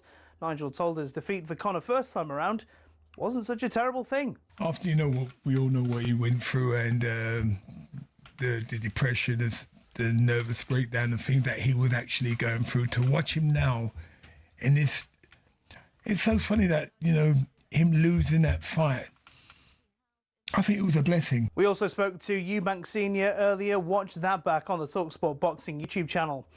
Elsewhere today, it's our understanding that Fulham are weighing up the future of Marco Silva. Here's talkSPORT's Alex Crook. I wonder if this might come to a head sooner rather than later, because I'm told that members of the Fulham hierarchy are not happy with the start they've made to the season, and obviously he's not been happy with the backing he's had of the transfer market. The Premier League has moved Arsenal and Crystal Palace's fixtures ahead of their EFL Cup quarter-final. They had been scheduled to play on the Sunday, 2 days before the match on December the 23rd, but now both Everton v Arsenal and Leeds v Palace will take place on Saturday the 20th of December at 8 p.m. In the England camp, Trevor Chalobah and James Trafford have been called up. It's after the injured Nick Pope and Anthony Gordon withdrew.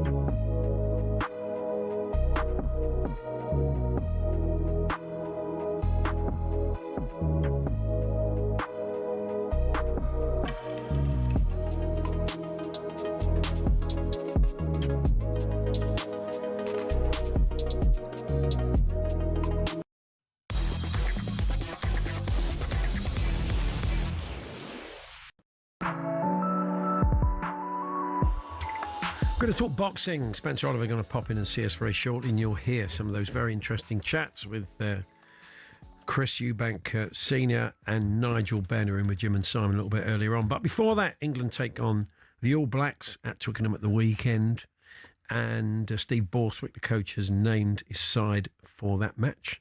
There are 7 changes here to run us through them. Alfie Reynolds. Hi, Alfie.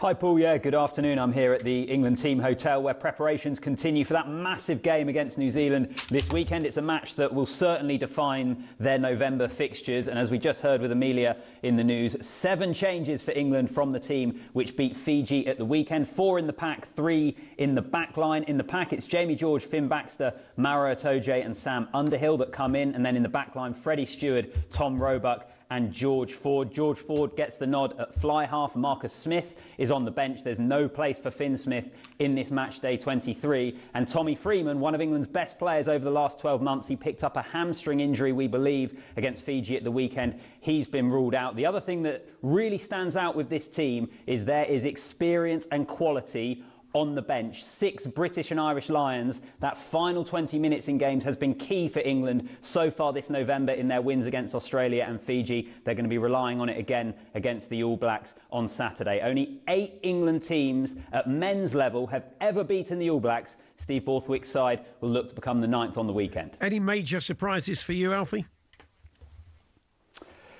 Well, I think the way in which they've balanced the team pool is really interesting for me. As I say, the 6 British and Irish Lions on the bench. You know, you've got Luke Cowan-Dickie, Ellis Genge, Tom Curry, who is a world-class open side. That in all honesty, I thought Tom Curry in particular would probably start this game. I think it really points to the fact that England have had success with that bench. 12 months ago, in these fixtures in November, they narrowly lost to Australia. They narrowly lost to New Zealand. They weren't getting, or they were losing control of games essentially in that final 20 minutes. I think when you look at someone like Tom Curry on the bench, it shows how important it is for them to have that bench impact. Thanks, Alfie. Thanks very much.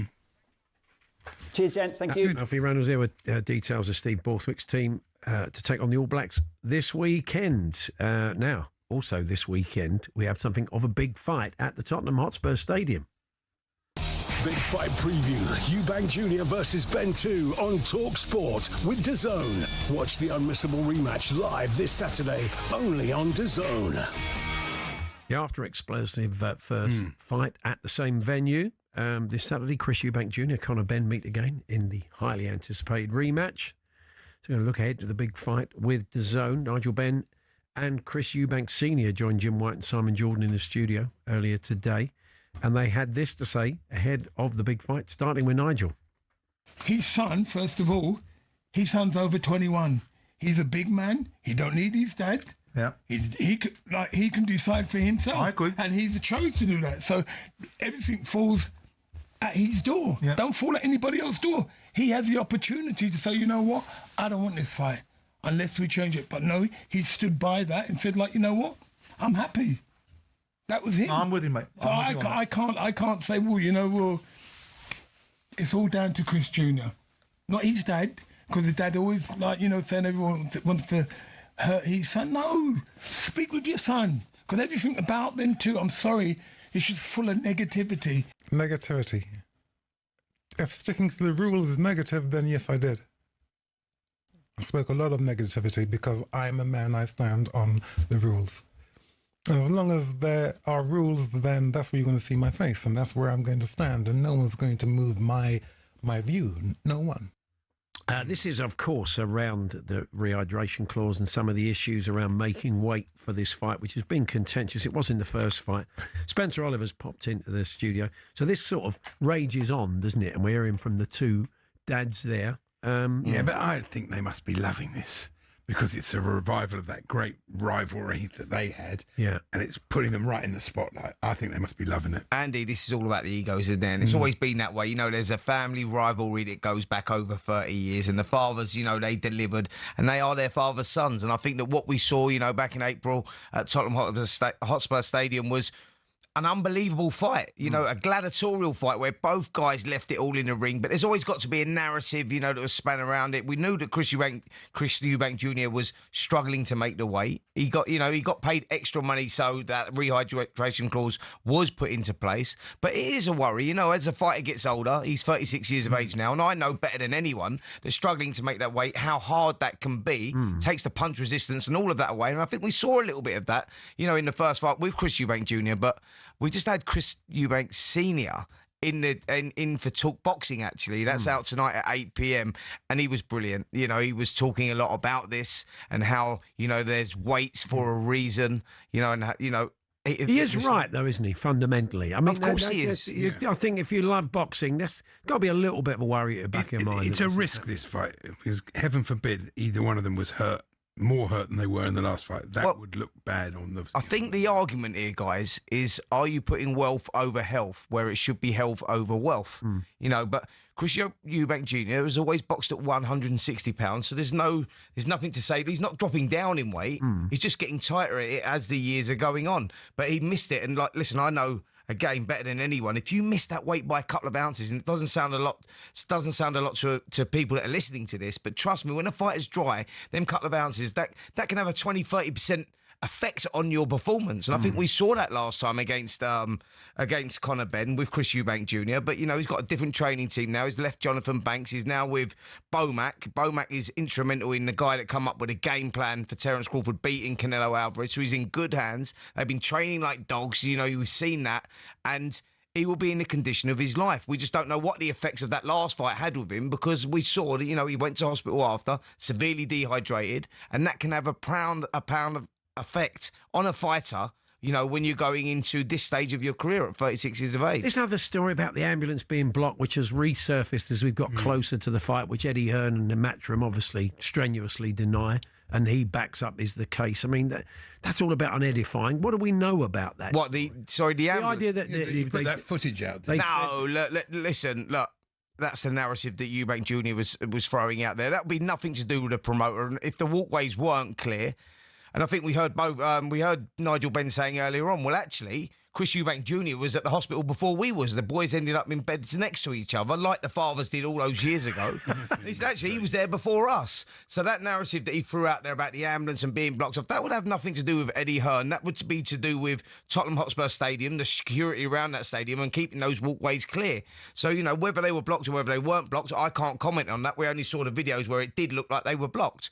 But that wouldn't be intentional from Eddie Hearn and the team, I'm sure. I think that's just Chris Eubank Jr. He was upset about the situation, and he had someone to blame, and he blamed it on Eddie. What has Conor Benn, you think, learned since that first fight that he can take into the second fight? I think the biggest thing that he's going to have learnt from that first fight that he's going to take into the second fight is control your emotions, because I think that's where the fight was lost last time. He allowed the emotions to take over, and that affected his performance. He was just winging away, and there was no real thought process, behind his work. I think that if Conor Benn wants to win this fight, and he has got a great chance of doing that, he has to close the space. He's got to work the body early, and it's got to be educated pressure. He's got to take his timings, pick his timings, and try and execute them at the right times. And I think that's how he wins a fight. It's another fascinating fight for all the reasons that I've just pointed out, because we don't know what effect that's had on Chris Eubank Jr., that last fight, and the struggles to make that weight, because that was one of the greatest fights I've seen in the British ring, if I'm honest. Both guys left it in there, and the 12th round was absolutely insane. Do they take off from where that 12th round? Do we start off from round 13? If we do,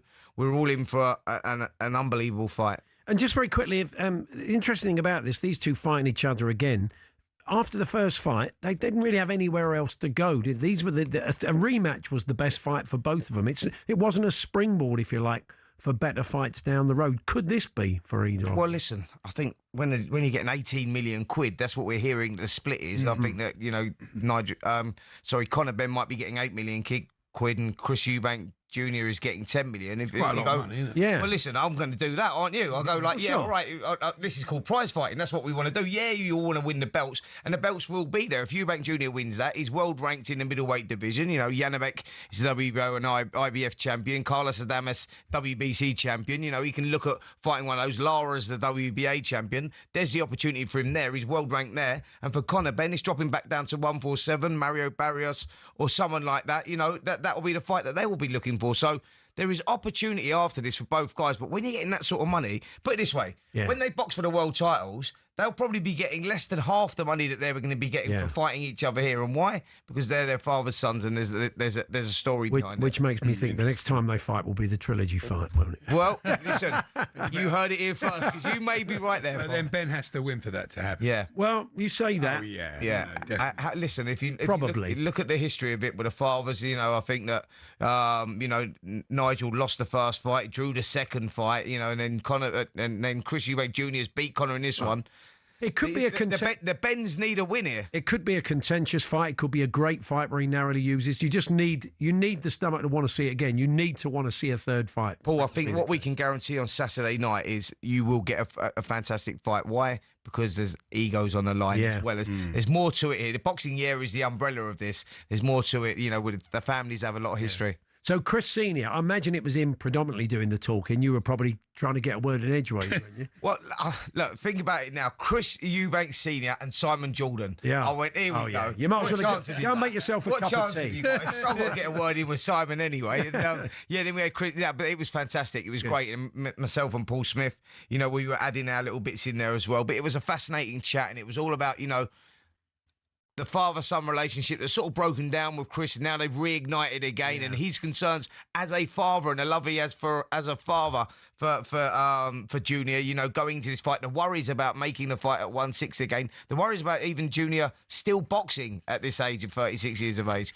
It's a fascinating listen to. Yeah, it really is fascinating to watch. What he went through in hospital and everything. It's not surprising. It's live, of course, on talkSPORT, and we can hear the show tonight, 8 o'clock. 8 o'clock tonight on the talkSPORT Boxing YouTube channel. Yeah, myself, Simon Jordan, Paul Smith, joined by Chris Eubank Senior. Yeah, it's a fantastic watch. Excellent. Brilliant. Thank you, Spencer. Cheers, guys. As we said, the fight on Saturday live on DAZN. We'll bring it to you also on talkSPORT. Dave Allen's going to be part of our team, heavyweight fighter, of course. And you can watch along on the talkSPORT Boxing YouTube channel. We're going to talk about a British basketball world that Andy operated in many years ago. And some exciting news for British basketball fans, potentially, in a few moments' time. Big Fight preview. Eubank Jr. versus Ben 2 on talkSPORT with DAZN. Watch the unmissable rematch live this Saturday, only on DAZN.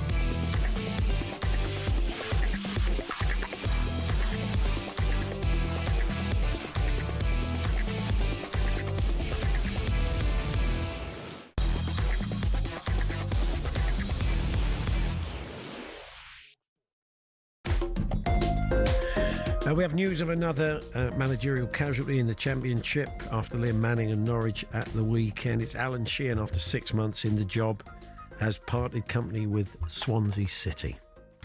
So we turn to the world of British basketball and the London Lions. We've been bringing you some games over on the talkSPORT YouTube channel. There's more to come. We'll tell you more about that later on.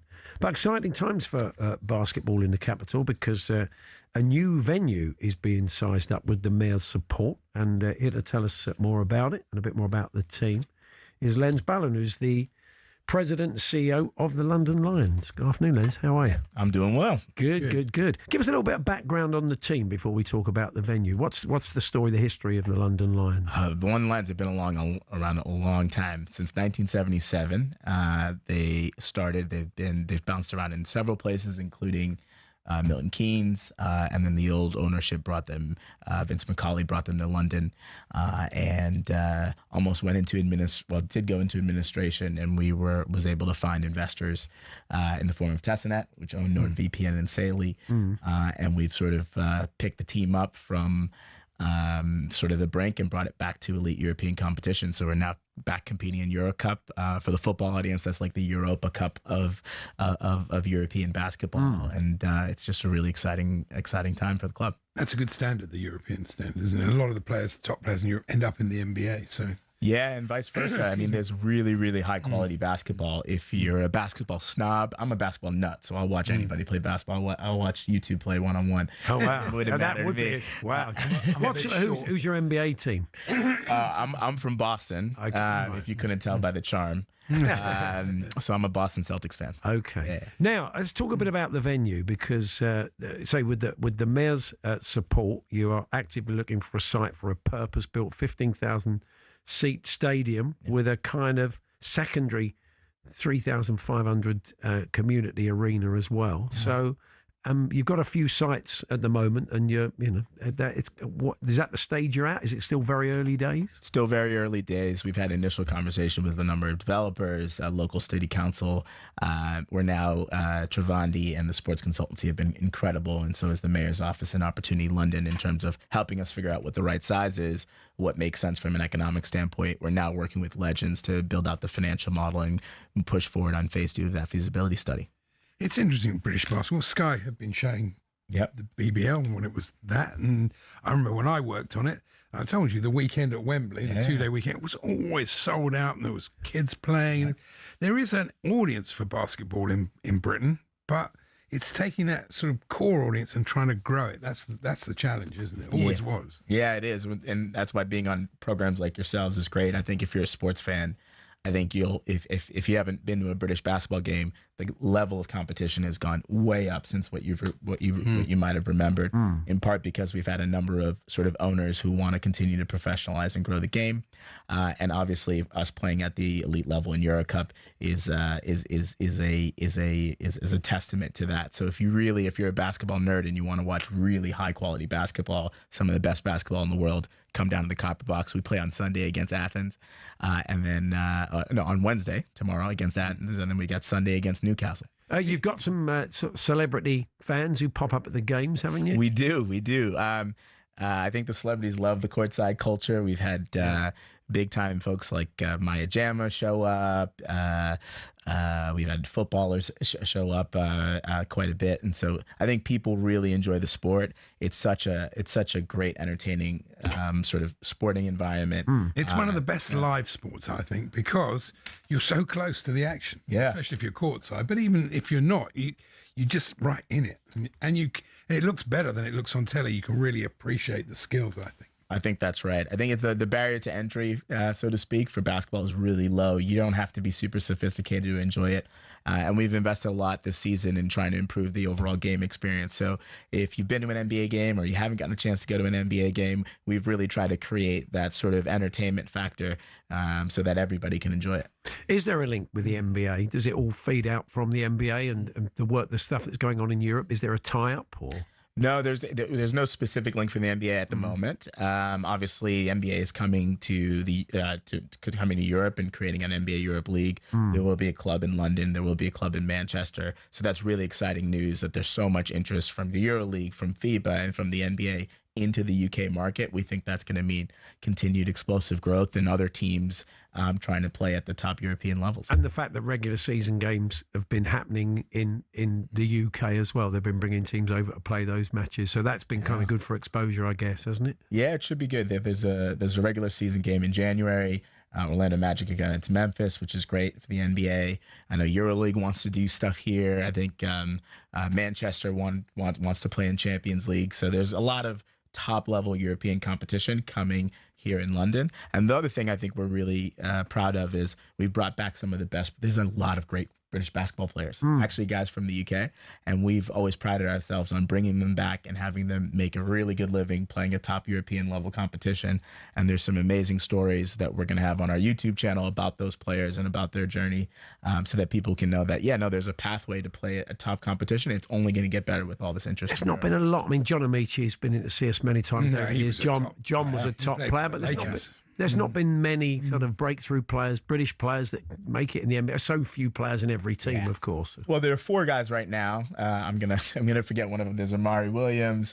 There's OG Anunoby, who plays for the New York Knicks. There's Prince, who's from Newcastle, and there's one other guy I can't remember. So there are 4 NBA players now, which is not bad. Yeah, and then that's you've true. got From a small island. From a small island, you got Quinn Ellis from playing in EuroLeague level, and then obviously we've got 6 British players all playing at Euro Cup level. That's really high level basketball competition. Yeah. So, what's your time scale? You don't know when we're going to have this. When you're going to cut the ribbon on this 15,000 seat stadium? Would you say, if you were being optimistic? I'll quote an interview I had with Mayor Sadiq. We want to build yesterday, so we're going to move. We're moving as fast as we can, and we're really excited about it. Brilliant. Well, good to see you. Thank you very much for coming in, Lenz. Thank you for having me. There, President and CEO of the London Lions. And every week you can watch basketball for free on the talkSPORT YouTube channel. We have every London Lions game. They're back in action tomorrow night live from the Copper Box for round 7 of the Euro Cup. You can get behind the Lions. They're the only British side in the competition. They're building something special at the Copper Box, a venue that's attracted big names. Mohamed Kudus has been along there. Alex Iwobi, my jammer, as we just told by Len. So that's live free Euro Cup basketball on the talkSPORT YouTube channel tomorrow night at 7:30.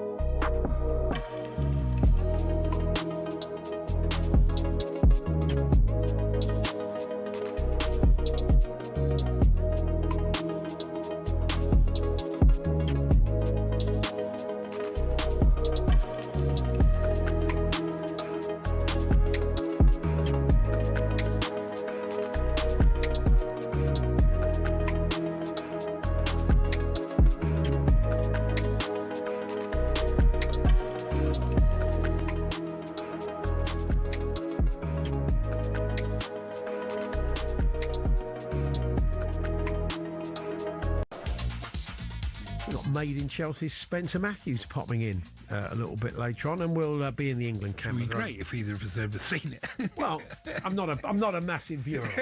I won't be answering. It won't be my mastermind stuff. Anyway, we'll find stuff to talk about, of course. But let's get the sports headlines now with Max Scott. talkSPORT Sports Update, powered by the Nissan Van Range. Supporting van owners to get the job done. Search Nissan Vans or head to your local Nissan Van Centre. Thank you, Paul. Good afternoon. Ahead of Chris Eubank Jr. versus Conor Benn, the rematch this weekend. A prediction from Nigel Benn. The second fight will be better than the first. I'm telling you, will be better than the first, and I honestly believe it won't go the distance. Ben told us his son looked better than ever. Meanwhile, Chris Eubank Sr. confirmed he will be at the rematch for his son, but rejects Nigel Benn's claim he was paid to make a shock appearance in the first fight. I would have to say he's mistaken. If someone told him that, then they're lying to him. Now, what were you offered? What was I offered? Okay, let me see.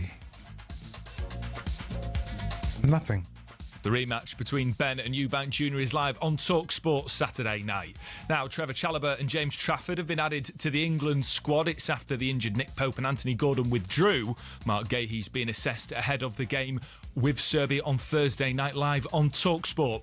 Elsewhere, we understand Fulham are weighing up the future of manager Marco Silva. That follows his reluctance to sign a new deal. And Steve Borthwick's named his England side to face the All Blacks this weekend. George Ford's back at 10. Tommy Freeman misses out through injury. No place for Finn Smith, but there are still 6 British and Irish Lions on a stacked England bench. Elsewhere, Wales captain Jack Morgan will miss the rest of the autumn internationals with a dislocated shoulder, and Finn Russell will continue to be assessed ahead of Scotland's clash with Argentina after suffering a knee and ankle injury in last week's loss to New Zealand. talkSPORT News. 91 prisoners have been freed by mistake in the 7 months from April to October, and asylum seekers can continue to be housed at that protest hit accommodation in Essex. More from the news team at past. talkSPORT weather with QuickFit. Whatever the weather, our range of services is longer than the queue at the Chippy on a Friday night. Tyres, MOTs, brakes and more. Book today at quickfit.com. Rain will be spreading north and west today, heavy at times, staying dry in the east but largely cloudy.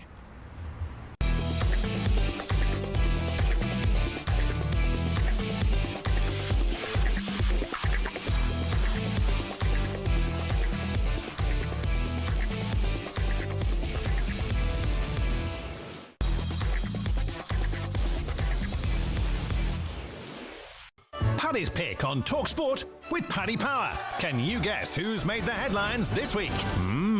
18 plus, be gamble aware, don't all. It's time now for this week's Paddy's Pick in association with our official betting partner, Paddy Power. In Paddy's Pick, I'll ask Andy to identify a mystery sports personality. Quite a lot of pressure. Yeah, who's made news headlines in the recent past. Well, hopefully in the week. And he's Paddy's Pick of the Week. Andy, you're going to get 5 clues to work out who it is, as always. We'll start with £50 in the pot. And for every clue we use up without a correct answer, £10 gets taken away. Paddy's Pick, all for charity, raising funds for a charity close to Andy's heart, Duchenne UK, the leading UK charity for Duchenne muscular dystrophy. So if you're ready, let's play Paddy's Pick. OK, I've not turned the page, Andy. I don't know who it is. Blimey. That's not promising. Whoa. Oh, no. Somebody really obscure. OK. This week's pick is an amateur in his sport who's just qualified for his first major tournament. Wow, this is in the weeds, this one. Amateur that's qualified for a major tournament. Whoa, that could be golfer, could be a darts player. Oh, could be a darts player. Darts player.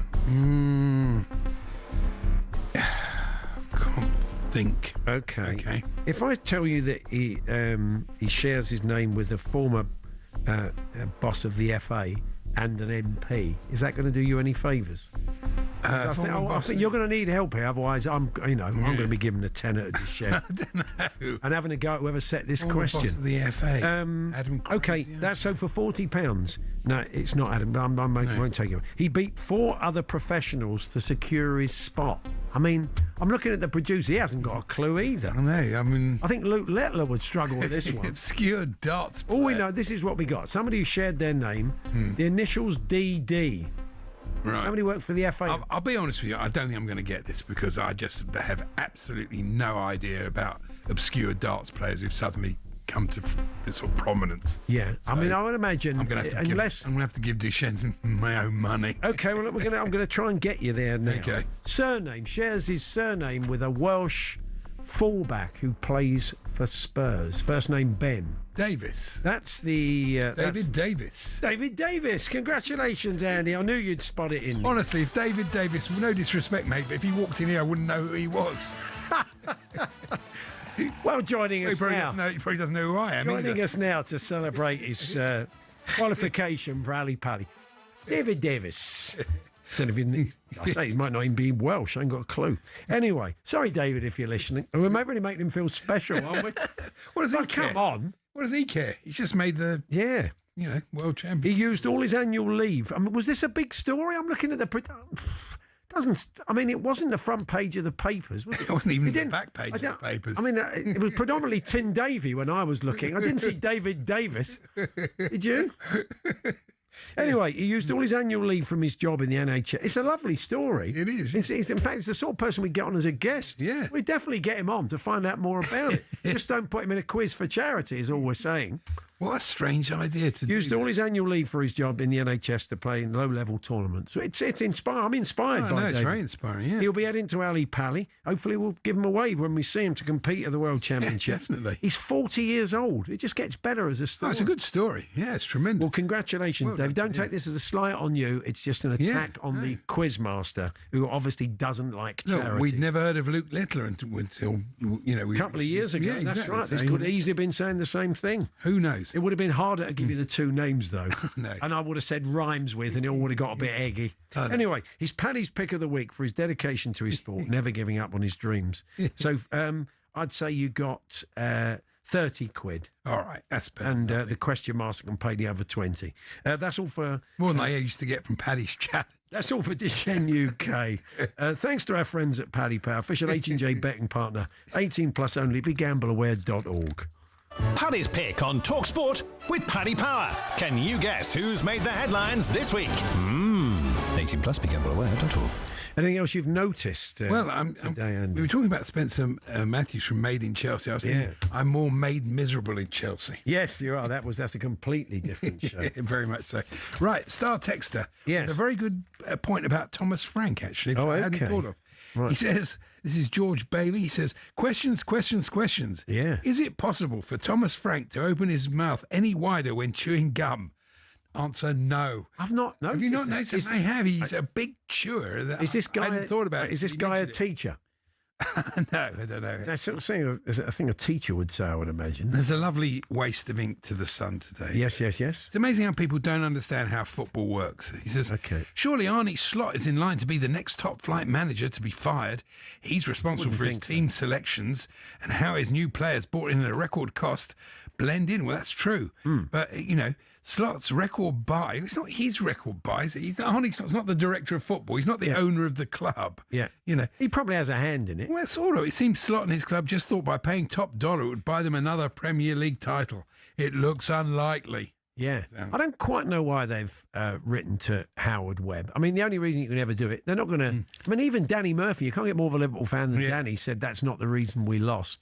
And they can question the decision, but any subjective decision, sometimes they'll fall for you, sometimes they won't. And, the only reason you write to Howard Webb is the hope that next time a referee's watching a game, it goes your way instead. I think it's frustrating when you saw the Man City one against Wolves. Yeah. Exactly the same. I agree. That lack of consistency. Well, I thought that was wrong, and they were...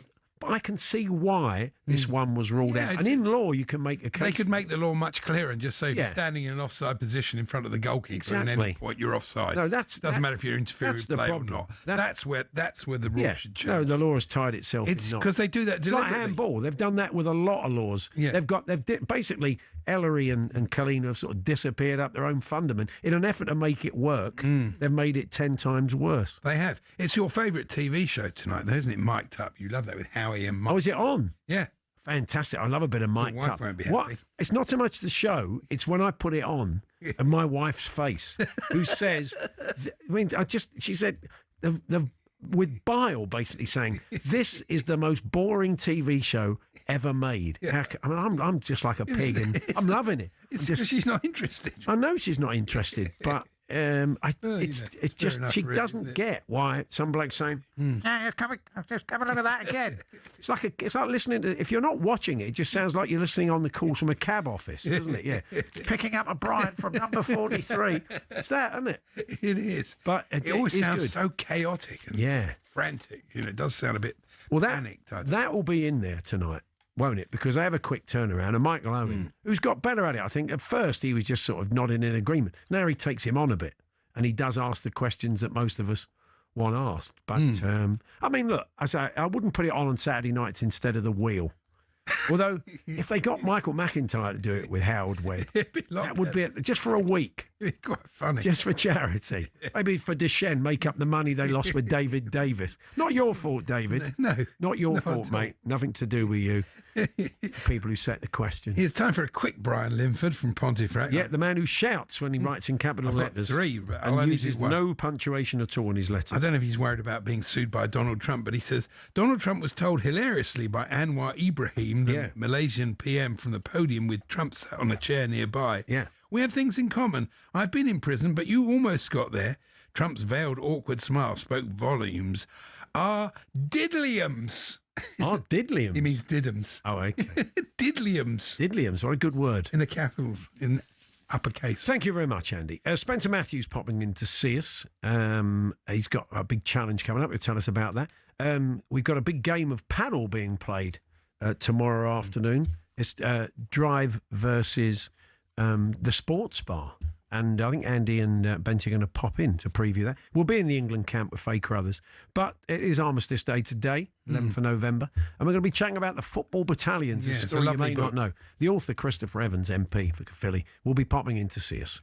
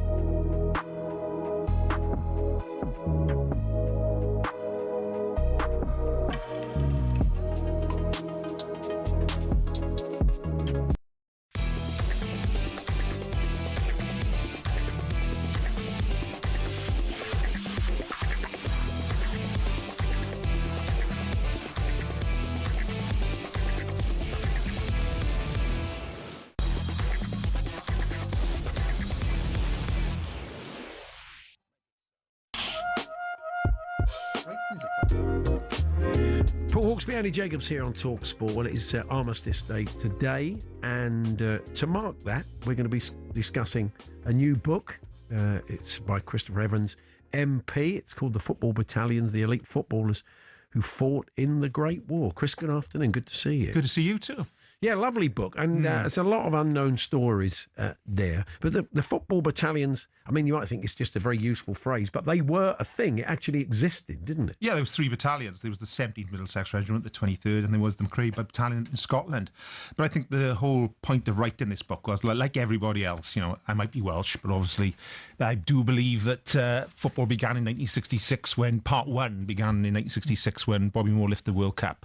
And then you had the Premier League in 1982. But I was fascinated by the stories that went before. You know, there was so much history that went before 1966, and I just wanted to shine a light on it. And I was really obsessed by the idea of these group of footballers one day, like Harry Kane, going to war. You know, if there's war being called up, people these like guys that. were, because people often think of football in 1914. No one would have known who anybody was. Oh no! But the game was high profile. It was on the up, wasn't it? George V had gone to the first FA Cup final in 1914 when Sheffield United beat Liverpool 1-0.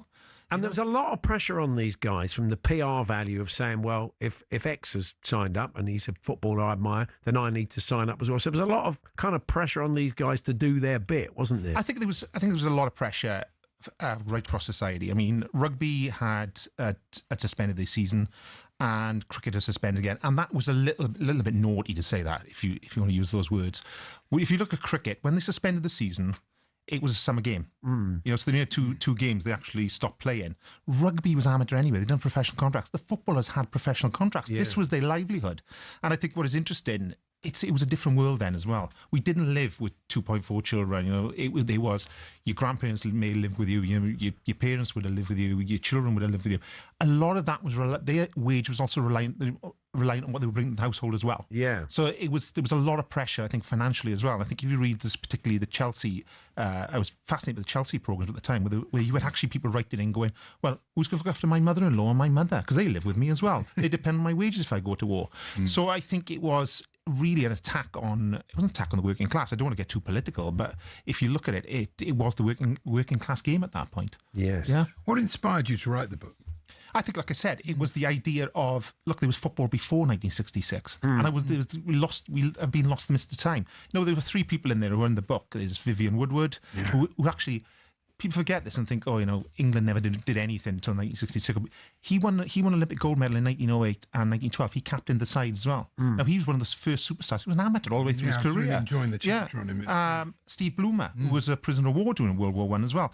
Huge superstar for Derby. Fell up with Derby, went to Middlesbrough and came back, and they put the red carpet out when he came back as well. There's also Billy Meredith in there as well. Later on, maybe we can touch on the match fixing that was going on then as well. But what I really wanted to do with this, I think what I've always seen with World War I, it's always from the point of poets and writers, very often aristocracy, public school boys who went as well. I wanted this to be like they were real people. They had punch-ups on the pitch. I mean, there's one incident in there where Joe Mercer Sr., who was Joe Mercer's father, won the title with Man City in 1968. His father's in there. He had a punch-up with a guy called William Jonas, who was playing for Clapham Orient at the time, which is now Leighton Orient as well. They had a punch-up, and they also served in the same battalion. I wanted these people to come back to life. They said Joe Mercer Sr., Everton took a look at him and thought he was too dangerous to be signed because he was so aggressive on the pitch. But this never comes over. These were real people, and I think we lose that sometimes. And it's the lost players as well. Apart from the names of the people you've talked about, there's an old generation of people that could have gone on to be professional footballers who never came back. Yeah, there's a whole raft of people. And this wasn't just footballers per se, the footballers battalion. There were supporters went as well. Yeah. There was young people there as well. But I think what is the theme right through the book is the huge pressure that the media were putting on football to what they say is do their bit. And I think right at the very beginning of the book, there's a guy called Tim Coleman there who writes back from the front and says about Evelyn Lynette, who was a school teacher, actually QPR's last England national until Stan Bowles in the 1970s. Wow. Well, he died on the first day of the Somme, and it's so interesting to read a press report that day going, yes, terrible Evelyn Lynette died, but there's also a major lieutenant called William Booth, who was a cricketer. And they said him going to war was an example to those shirkers from football. Well, that because cricket was a little bit different to football. That's what I was interested in.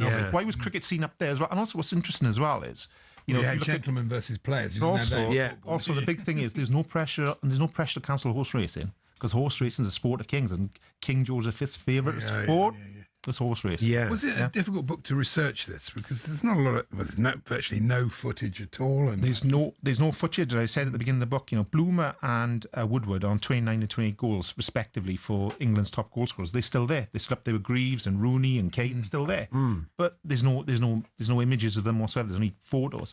I think also what I found different to this book that I found to the previous book I wrote about Don Reevy, a lot of Reevy's players are still alive. So that a lot of the Leeds players are still around. You know, people remember there was no one to speak to. So there was a lot of looking through archives, looking through old football programmes, and seeing the problems we think of as modern problems were still there all those years ago. You know? Walter Toll's story is told as well. Now, some people may know that as a black player who faced racism, not just in football and from the terraces, but in his battalion as well. I think Walter Toll's story is very poignant. When he died, a letter was written to his brother saying that he was entitled to a military medal.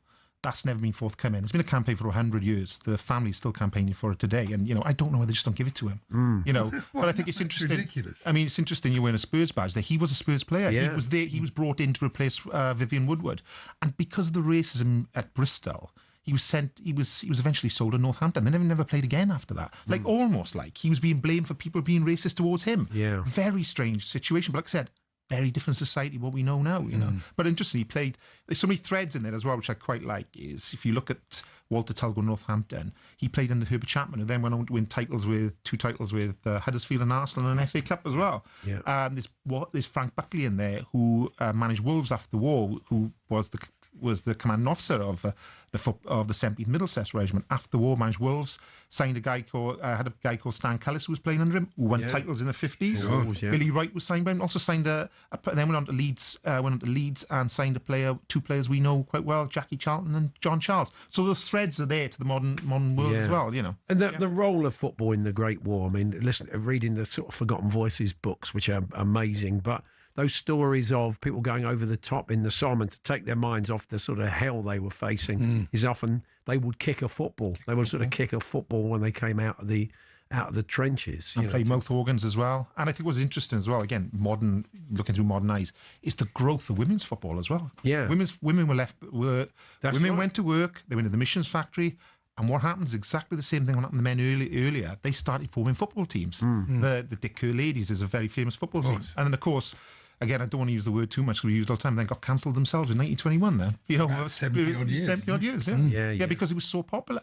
You know. So the book is out now. It's called The Football Battalions by Christopher Evans. Who's it published by, Christopher? It's published by Bloomsbury. Okay. Getting all good and bad bookshops. Fantastic. Well, good to see you. Thanks for popping in, and we wish you well with the book. Okay, brilliant. Thank you. Spencer Matthews of Made in Chelsea fame pops in to see us. A little challenge he wants to tell you a little bit. Well, I say a little challenge, but it's crazy.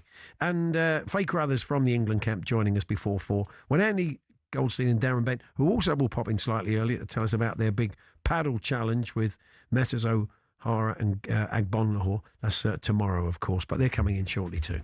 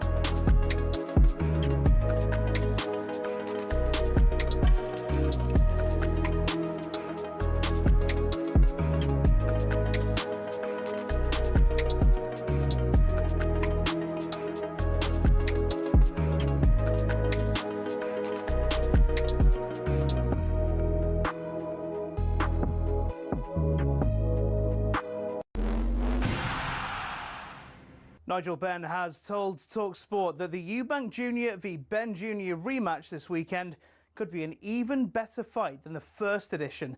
They face off again at the Tottenham Hotspur Stadium on Saturday, live on talkSPORT.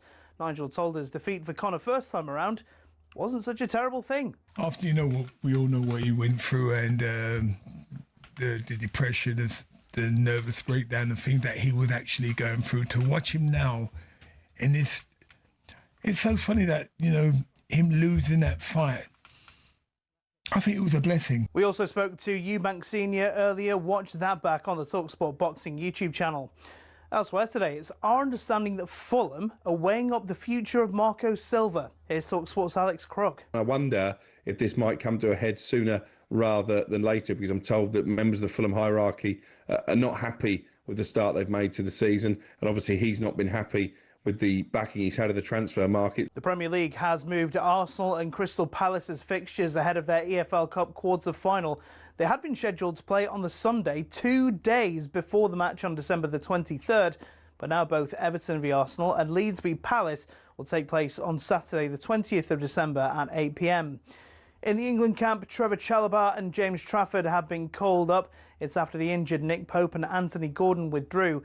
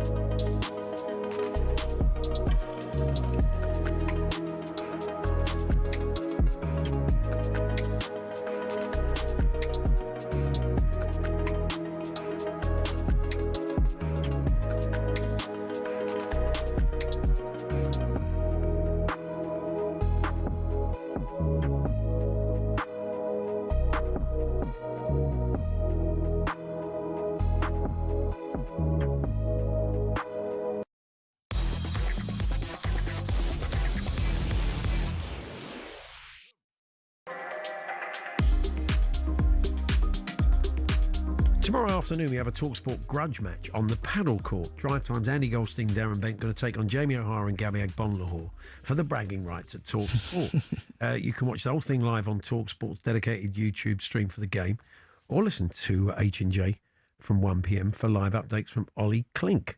And Benty has popped in. Good afternoon, Darren. Gentlemen, how are we, right? Yeah, how are you feeling about this game? Confident? Oh, yeah, fine. No worries whatsoever. I'm slightly concerned about Andy, but no. Yeah. We'll have way too much for those two. Got the slight handicap of Andy playing with you. Is that? Well, do you know, I've played with Andy before, right? Yeah. And I know he can I know he can play the game. Yeah. So that's what I'm not worried about, whereas I've seen Gabby play. Jamie says, you ask him, are you good? He goes, I'm good at tennis. I think he doesn't realise that we're not playing tennis. Has he not played paddle before, you think? See, he says he's played a couple times, but the fact that he opted for tennis first. He went, I've played tennis. It's not good. It won't help him. Gabby good? Yeah, he's okay. He's okay. I don't want to boost him up too much, but he's all right. I think you two are going to be quicker around the court. Yeah, I mean, listen, I've had my share of giving him some serious whoopings over the last few months, but he's getting better. That's what we'll say. He's getting better. Okay. And Andy's hand-eye coordination and ball sense is pretty good, really, for a non-sportsman. It is, to be fair. And as I said, when I played with him before, like, the longer the games were going on, he was getting better and better, because it is quite a unique skill to be able to play paddle. It's quite different with the walls. It's more suited to squash players. If you're coming out of a certain sport, squash is probably the one I'd say, but I've got no worries about Andy. No worries at all. We had Gail Ems on the other day, and she was talking up your racket skills. You played her at badminton, which is very much her game. Yeah. Yeah, she's good, isn't she? She's got an Olympic silver medal. So she's unbelievable. And when I played against her, she was a few years retired, but still the power. That's the thing that I think got me more than anything, is that when I was putting it up in the air, the way she was coming down on it, I was just thinking, playing against her in her pomp, you'd have absolutely no chance. But I mean, I've not seen Gail for a while, actually, or played against her, but I know she's big into the pickleball now, isn't she? She doesn't really play much. No, that's right. Badminton. She's been playing a lot of pickleball. Yeah. What, you're not into that as much? I've tried a little bit of that. I do like it, but it's a little bit too slow for me. Yeah. I like games that are quite quick, and to be fair, paddle's the one that I've... You sound very confident. You think, basically, you think you can get Andy up to speed and get the job done tomorrow, yeah? Yeah, I think he'll hold up the fort for me and him, so I think we'll definitely win. Fantastic. Cheers. Thank you. Cheers, gentlemen. I mean, back at 4 o'clock, of course, with a busy drive time show. So it's Andy and Benty tomorrow taking on Jamie Ara and Gabby Agbonlahor. You can listen live on H&J from 1 for live updates. And that's TalkSport Paddle this Wednesday at 1 p.m. Yes, we're going to hear from Alex Scott now. Challenges, do we really? Oh, no, let's do this. Come. Yeah, we're going to hear from Alex Scott, who is now in the England squad, of course, for the forthcoming games. Well, there you go. And just give me the dad. He's just decided to take the information away from me. So there we are. He discussed, just doing it to wind me up, discussed the surprise from his Bournemouth teammates when he got the call up. The squad and the team we have there, and just the whole family, culture at Bournemouth is massive. I think, we're all in it together, and we're all so happy for each other when, one another succeeds. And I think that video definitely shows that, how happy they all were for me. And, I went in that morning, I told a few people that were in early, and then I saw the cameraman was in the gym waiting, so I knew that I was going to have to get up and do that speech. So I was already thinking about what I was going to say. But no, the team there is massive, and it shows, this season how we started. I think, how close we are on the pitch and definitely off the pitch as well. We're always, together, even away from the training ground. We're meeting up, going for lunch, going for coffees and stuff. So it's good to have that, and it definitely helps us, on the pitch to succeed. Yeah, well-deserved call-up. Great little player. Hopefully he'll get some game time. Faye Crothers joins us, our England correspondent from the Spurs training ground where the England players have got together. Hi, Faye. Hello, Paul. Hello, Andy. Hope you're both well. Yes, now, thanks. He's not been frightened to sort of break with tradition in terms of when he announces the squad, when he does his press conferences, and the latest one is to give the boys an extra day off. They got together today rather than the traditional Monday, which felt like a good idea. Yeah, definitely. Well, they've qualified, so it's a reward, if you like, in a way. Give them an extra day off because they are going into a really busy period in their domestic seasons. So 2 big games in terms of the momentum that Thomas Tuchel says that they've built. He wants to build on that even further, take that into March, because it is going to be quite a long time now between these 2 matches. We head out to Albania on Friday ahead of Sunday's game, which is the last of the qualifiers, and then after the draw we effectively don't really think about England until the squad announcement in March, which is going to be 2 friendlies, we think, at Wembley. So there's quite a long time in between that, so giving them a bit of a break and then having them fresh so that they are prepared and don't just kind of get complacent with these 2 games now they have qualified. It's going to be interesting to see how he uses Jude Bellingham and how often and how much. I think that's a big factor. Yeah, without a doubt. And actually the way Phil Foden and Jude Bellingham are going to play together along with Harry Kane, because when I spoke to Thomas Tuchel last week, he was talking about where he sees each player positionally. He sees Jude as a 10.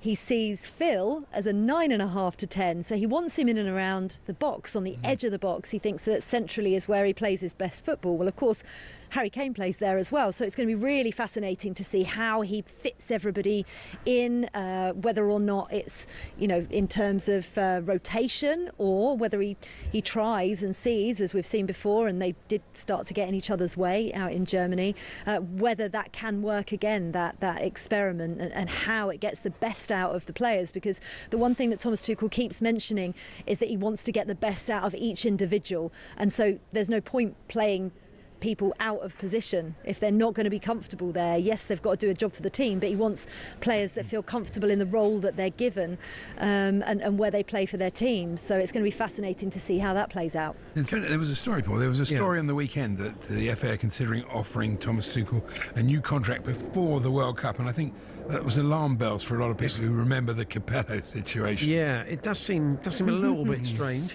I'm sure he'll be asked about it. Well, yeah, well, I mean, he was asked about his contract on Friday, and he said, he's very much focusing on the right now, but, certainly didn't push any contract talks away, if you like, just said that he's got a job to do first and foremost. And I think he's enjoying elements of the job, maybe more than he thought he would do, and particularly working with the players. But I think a lot of it is going to depend on success in the tournament, whether he then feels he could take them into a home Euros in 2028, bearing in mind the players that are coming up through the ranks at the minute from the youth setup. So yeah, he's going to get asked about it, but he's very good with the media, and he's just going to straight bat his way through it without a doubt. But it makes sense. I remember sitting down with Mark Bullingham in Germany and him talking about a succession plan for if Gareth Southgate stepped away after the Euros, which did end up happening. And he said any organisation would be stupid not to be thinking of a succession plan, and any organisation would also be stupid not to be thinking about where Thomas Tuchel's contract goes from now. What was really interesting, what he said in that press conference last week, though, is that actually he was the one that wanted a short-term contract. He asked the FA specifically just to have a contract the 18 months up to the end of the World Cup, because he thought it was better to have a project and an end in sight, if you like. So yeah, it's going to be really interesting what happens leading into the tournament out in North America. And England, he's going to be in a wonderful position if England win the World Cup. Wow, yeah. It's negotiating. Name your price. I suppose a lot of it. Yeah. That might be part of it. Yeah. He's also never done the job before. Who knows? He might have felt that international... How many people have done international management and said, I missed the cut and thrust, I missed the day-to-day, it's not for me. So it worked well for both parties, I guess. Yeah, and I think he did feel that at the beginning, especially because it took them a little bit of time to get momentum. He's used to going in at a club and ripping things up and kind of, putting Thomas Tuchel's stamp on it. It's very difficult to do that when you only have players for a certain amount of time every few months, and this is why he had specifically looked at the autumn internationals. September, October, November, he's seeing them every few weeks. That is the opportunity to build something, and he was very much focused on that time, and I think he's really enjoyed it. It will then be interesting to see how he feels after the big break that they're going to have after this camp. And he said that he's going to try and make sure that everybody keeps connected and work out ways of making sure that they don't lose, the foundations that they're building, and they just continue to build on them. I wonder how experimental he's likely to be in these games. I mean, he's lost Anthony Gordon, which is a shame, who's been playing so well off the left, and I'm sure he would have liked to have had another look at him there. We know what he can do, but still, we haven't got that many games left before the World Cup. But Chalobah's coming, isn't he? And James Trafford as well. Yeah, I'm really gutted for Nick Pope, actually. Finally gets his spot back in the team and gets concussion and isn't able to be here. Mark Guehi is here, but we don't think he's going to be fit enough to take part in any of the games. So Trevor Chalobah has been called up. I did think that Anthony Gordon was going to pull out because he'd had this recurrence of a hip injury in the last two games for Newcastle, so better to rest him, I would think. And it does give other players an opportunity.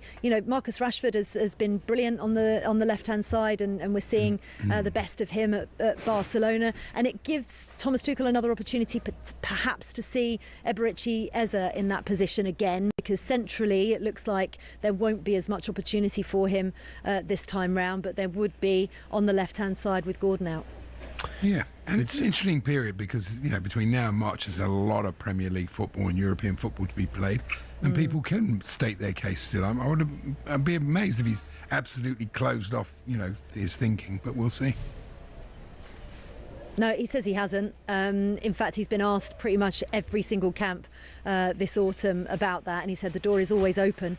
He said there's always players that play themselves into the mix. I mean, we've seen it with Alex Scott. He specifically highlighted what he liked seeing out in Slovakia when the under-21s won the European Championship. He loved the combination between Elliot Anderson and Alex Scott. He said Anderson was a little bit ahead of Scott, but now that he's had more momentum, as Elliot Anderson had done at Nottingham Forest, now Scott's been playing more at Bournemouth. It was his time to come in, and I don't think any of us had thought that he would get that opportunity necessarily this early. So there's always space for players to come in, always space for players to regain their form, and I say this all the time, you just don't know what injuries you're going to pick up on the eve of a major tournament. That's so actually making sure that there are enough players in and around the squad that are getting these connections that he keeps talking about, and building this team spirit, this club mentality is really important.